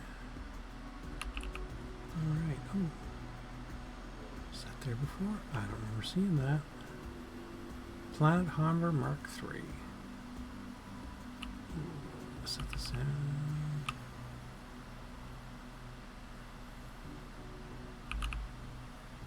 That's pretty neat. I like the design. Boxy but cool. Let's put force fields, I think. Yeah, force fields. It's got a warp drive. Yeah, so he's kind of lengthened his ship out a little bit instead of just stacking up. Very nice. Okay, where was I? Yes, back to my ship. Yeah, see about the lights that I was talking about? Kind of makes it nice to be able to see things. Oop, try not to fall in the hole. Turn my light on here. I think I must have passed it.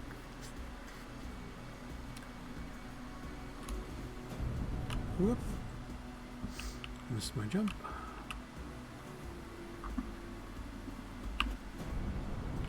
Oh, I don't think I can jump on that. It's too high. Can I or can't I? Yes, okay. So can I make it around it? Whee! Come on. There we go. Oh, fuel. I guess better fuel. It's key 6. Regular fuel. Okay, these ones are all good.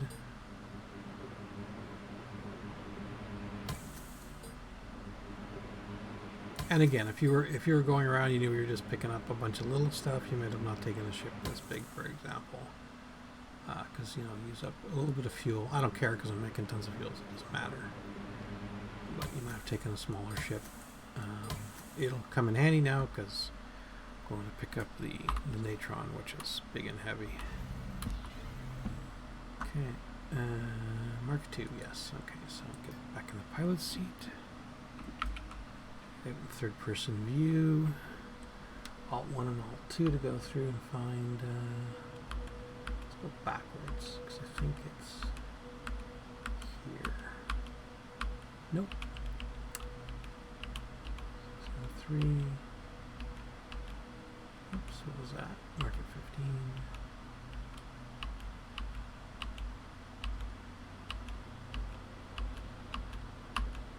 There we go. M2, 26 kilometers. Okay, take off.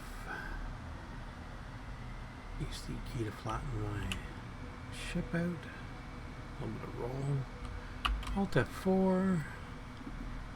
And please be pointing in a clear path with no towers. And I think we're good. Yeah, okay, good.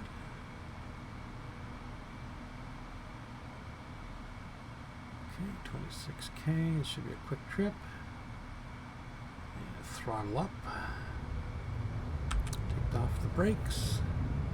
Oh, we weren't quite aligned, but that's okay. I'll fix it when it takes off.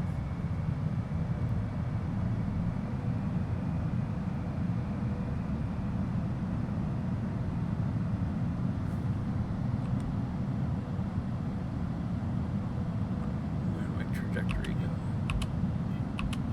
There we go.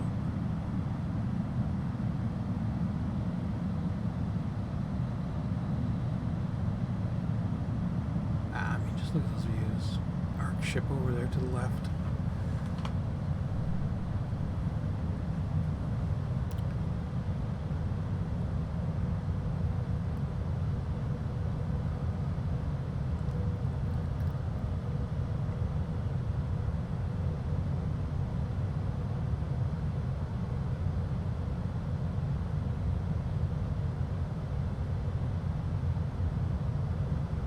Okay, this looks like it's going to be a 1-minute trip.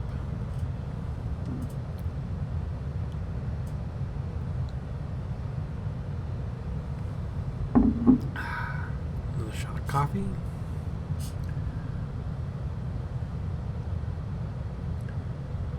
Full speed. I forgot to tell you, if you go any faster than, about 1,050 in atmosphere, your ship could potentially burn up. So you're not seeing anything in this one, but if I went faster, the front bits of the ship would start to take damage. And if you did it long enough and fast enough, or if you come from space into atmosphere like that, the physics of the game will burn your ship up and burn you up typically. Oh, look at all those pads and ships to the right there that haven't rezzed. Yep, anti-grav ship. That's why I fly at 2 kilometers, because hopefully those guys are sitting at 1. Okay, let's check our trajectory. There's another pad right in front of me, but we're stopping for that. So, what is that? What is that over there? Oh, I guess that's somebody's base. Okay, so it's a little bit foggy right now, which I don't like. Okay, so everybody's off to one side. This bookmark might be from before they moved the bases around, so we'll see what this looks like. Can't remember when I was last here in the ship, whether it was before they moved it or not. Oh no, this is one that they haven't given the extra landing pads. Okay, so we're not that far away. Looks like maybe a kilometer. So there's a bunch of ships there. Hopefully I won't get too distracted. Cannot tell what I'm landing into other than the smoky forest. There's nothing under us, so we're good. Let's see what it looks like. There we go. Alright, and out come the landing gear, and no damage this time, but you'll notice the ship's way crooked because we're landed sort of on a side of a hill, which is fine, doesn't matter. Jump back up on the top of the ship. Yeah, everything looks good. There's the market. Jump up, which there's no things here. Okay, go past a little interesting looking ship. And let's see. Yeah. Oh, that's neat. What's the name of that one? Ooh, Mercury. That has AGG on it. So see the AGG, and then these are...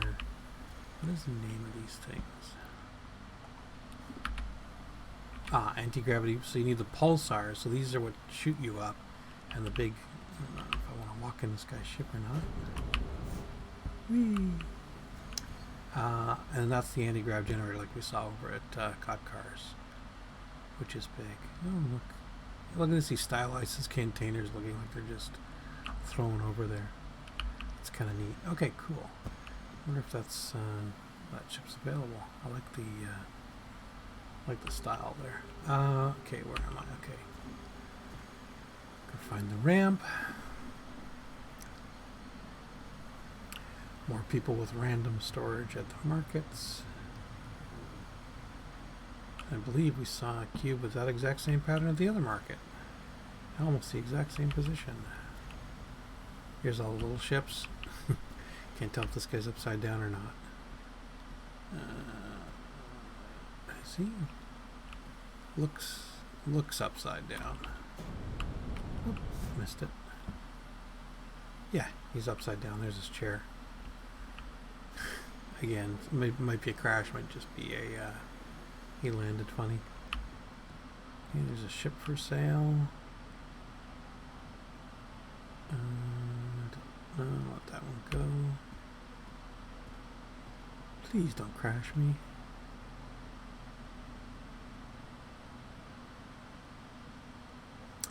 Okay, there's a little fly bench, nanopack compactable, materials with one fuel in dispenser. Okay, so you could buy the whole ship and create it from what's in that dispenser. That's kind of neat. So it's not bad, except I wish there was a place that could be like a little bit away from here for that, instead of right at the market. Okay. Right, let's get here. So, activate market container. Let's take the natron. Now, if you watch, when I put that in, that's 44%, and we've gone up to 1.6 kilotons. Heavy stuff. Now, what am I doing? Let's look here. Inspect. What do I want to buy? Now, encampment chairs. I have those. 222. Manual button, extra small.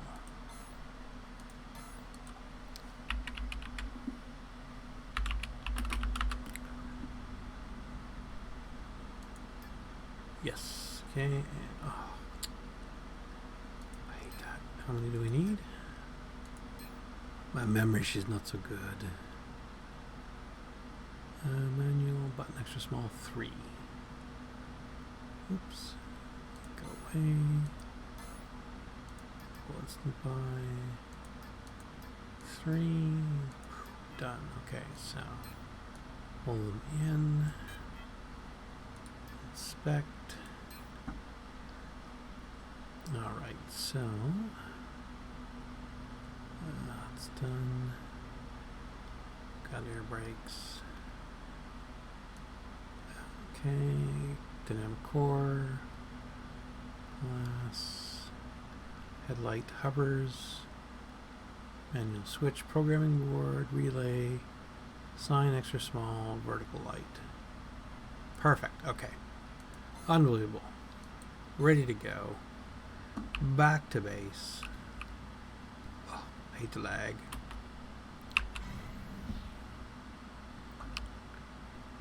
Whee, no, don't crash, don't crash.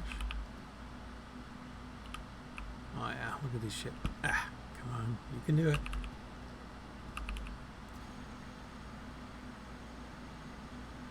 There's another guy who just slammed the engines in. But he's put his sideways here, so there's some thought process to that. Oh, come on.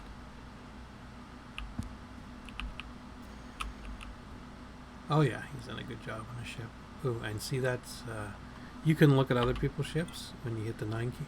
Oh yeah, he crashed. So see how all his elements are red? Those are now non-functional. So he has to, and anybody can repair your ship, by the way.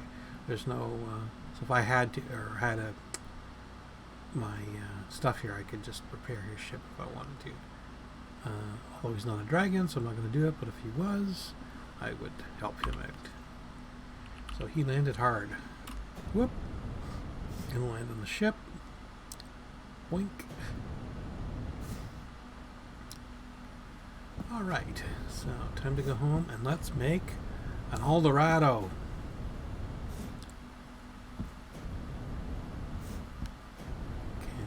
Can I get on the... Look at that. Look at the way the sun is coming up over that.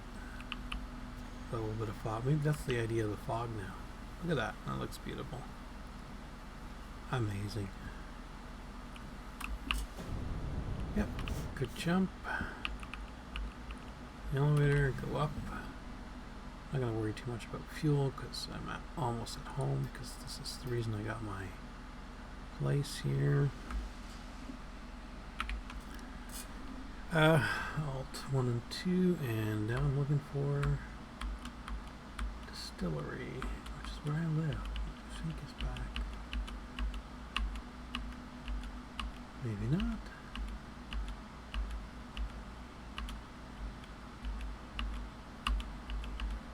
Yeah, went the wrong way. Okay, try that again. Quartz. Maybe I have to clean up these bookmarks at some point. There we go, distillery. Okay, 7.3 kilometers. G for takeoff. Alt F4. New destination. This should swing me around almost the other way. Yep. And I should be clear from this market because this is kind of why I live here. So market 2 was the main one. So if I do a buy order or something, I'll typically do it at market 2 because that's what I want. So see, we swung a little bit. That's because we're on sort of the edge of a hill here. So throttle up. Take off the brakes.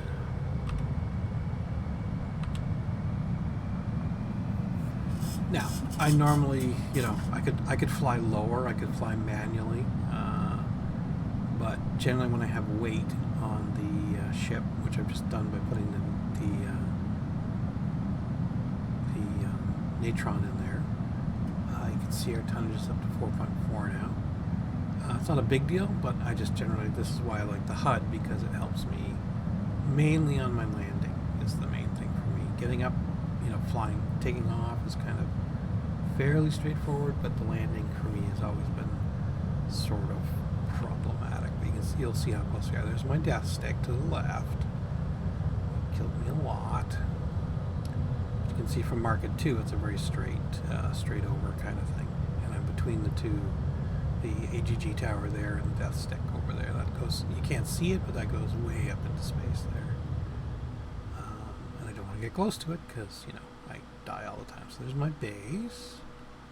That's good because it looks like it's razzed. Now let's see if I land on the... I land on parking lot number 2. Yep, that looks good. Not sure I'm happy with this haziness here. Why am I going so fast? Okay. Oh, there we go. Slowing down now. Okay, so just... am I going to bounce? Tell me I'm going to make it. I think I'm going to miss. Oh, that was close. Look how close that... Look how close that one landing gear is to the edge. I don't think it would have fallen off, but I bet you it would have gone pretty crooked. So, when you land like this, let me get out of the chair first. When you land like this, automatically, the weight seems to make a difference as to the exact, location you're going to land at. So it's mostly not. So I'm not going to. I could manually move this, but I'm not going to bother because I want to get building. Let's get in there and let's do this. I'm going to take everything I just got, put it in the container, except for the natron and the fuel and stuff. So let's see if I can do this. Not you. I hate it. Okay, so I gotta do it one at a time.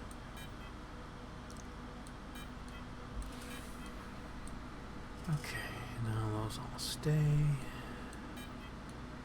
I'm just dragging and dropping the things into the other container. The reason I'm doing that is because that's where I was storing the... I could do it the other way around if I wanted, but I'll just... because I bought a few extras, it's just easier to do it this way. Okay, I think I'm missing one of the honeycombs that I was still building. Oh, there's one of the screens, extra small. I did have one, but it has dynamic properties on it. That's why it didn't come up. So let's remove dynamic properties. Okay, let me put the natron away with my other stuff.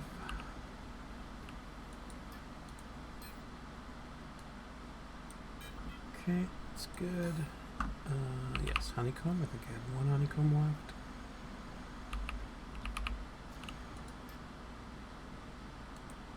Yes, red. Okay, so got that. Now, come on. Go over here. Remember I said about linked containers. Drop that in. I'm now going to, so I'm on the ship linked container because I was off getting stuff. Now I'm going to declare this as my linked container. Open my inventory. Look for aldorado.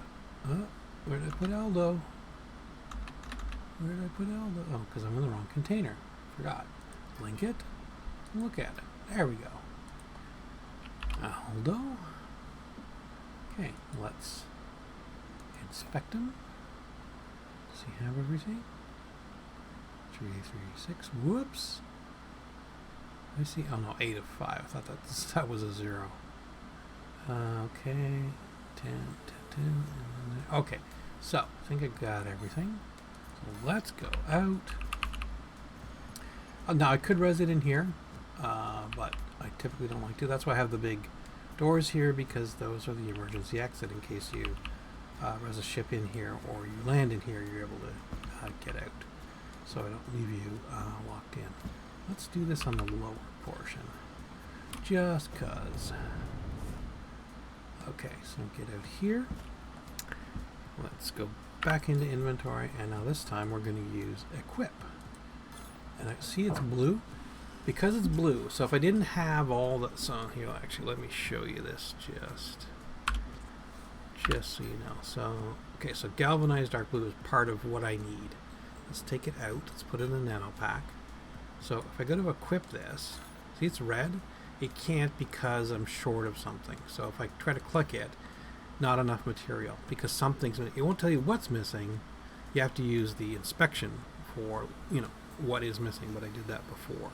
So now I'll move that back into the linked container, and here I'll go back to equip. See, now it's blue. Blue means you're good to go. Same with pockets, anything else you want to launch. So it's going to eat up the blueprint that I bought, and it's going to create the ship. So I'm going to put it up here. I'm going to call it the exactly what he's named it, and I'm going to make it for Flogos. This is so my other character can fly it as well. Creator DRM. Why does this not? I thought this should show his name in here. Maybe it just tells me that it exists. So the blueprint can only be used once and will be consumed upon deployment. So as soon as I do it, boom, out comes my car. There you go. So remember the cars we looked at a little while ago? I now own one. Look at that. Woohoo. I own an Eldorado. So, look at that. Oh, I wonder, let's turn that on. Star soft. Perfect. Okay, so that's one thing. So some things you have to activate. So, like the sign I had to turn on because I own it now. It's not a car that's out there. So let's see. What's he put in? I actually put in regular piloting in this one. So, oh, wait a minute. There's a button. What does the button do? Oh, yes. Okay. So the button turns on the lights. That's what he's done. That's why he needed the buttons and all the relays. So you got a blue highlight here, a red there. Looks like you got a little bit of red and white in the cab. I don't know if that's just leaked from the other lights. Are there backlights? Yes, there are. Look at that. Look at Red lights in the back. Love it. Love it. Now we're not going to go anywhere because I don't think I have fuel. Let me get in the pilot seat. Okay, so here, this is so you can notice. Let me get in this mode. Keep monkey. There you go. So third person. I don't know. That's a pretty good looking car. I like that. So, and this is the beauty of the sandbox game like this. You know, a guy can go and build this, and that obviously it has the dynamics of flying like a ship, but you know, it's that's quite cool. There's a gyroscope in it too. Okay. So this is how you would pilot without the HUD, right? It's just the basic controls of the ASDF and up and down. So which we can't do anything because I don't have fuel in it. So I'll put fuel in a second. And so what I'm going to do, get out.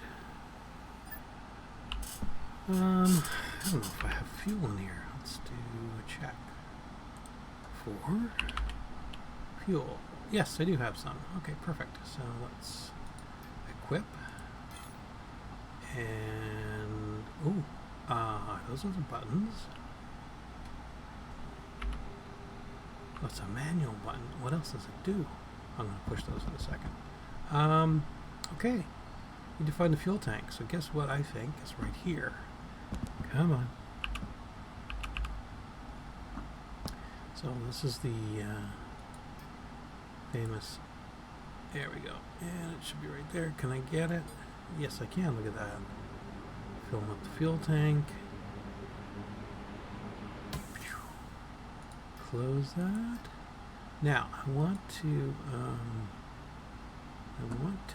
change the HUD because I just obviously just don't like flying the basic one. Can I do it? No. Can't add. Okay, so this is the thing that happens. So if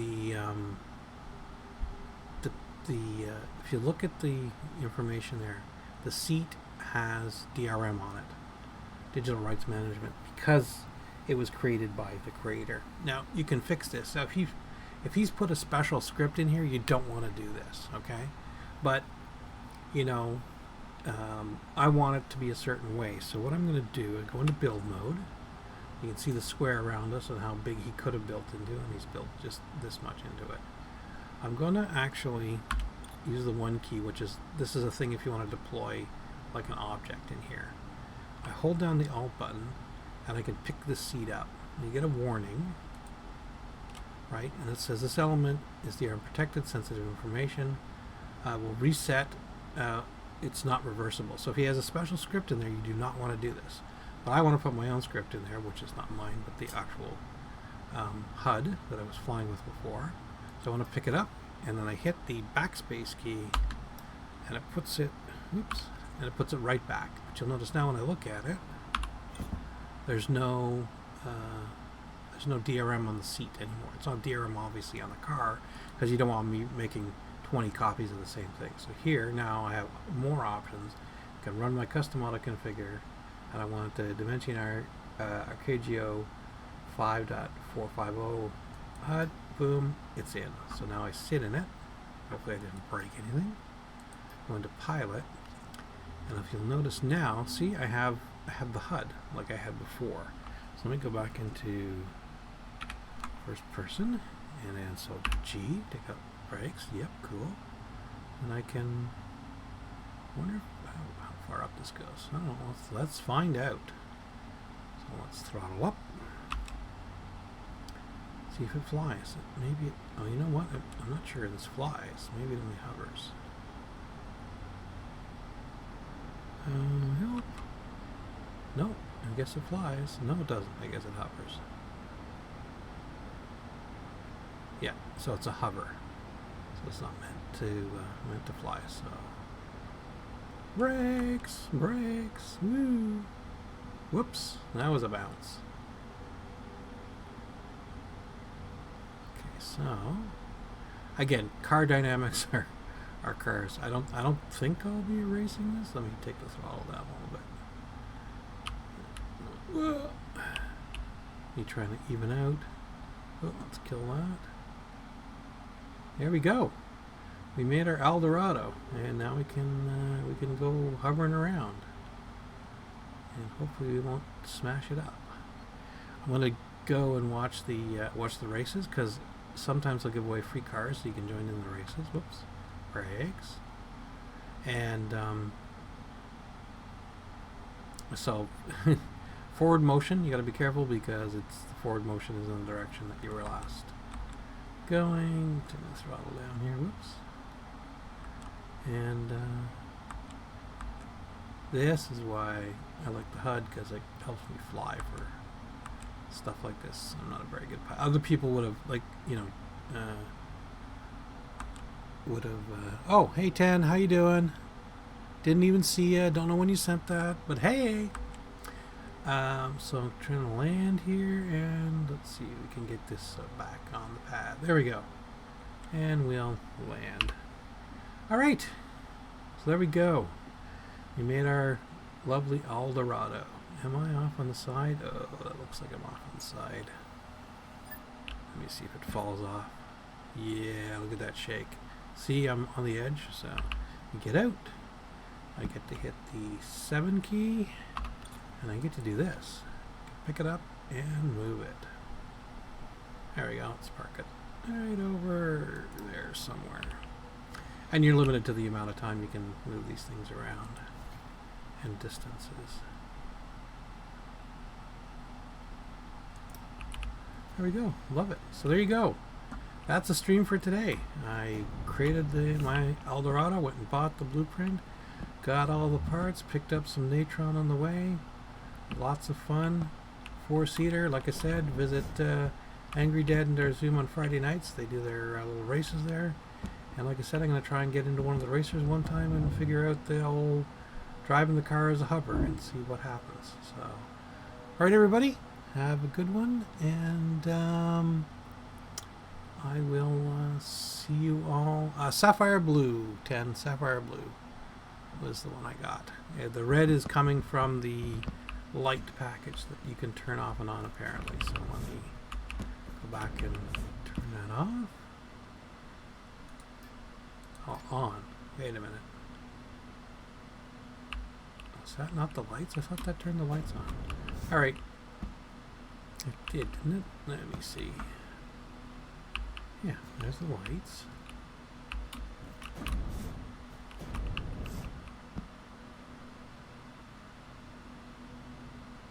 Oh, maybe did I have the gyro on? Maybe I didn't have the gyro on.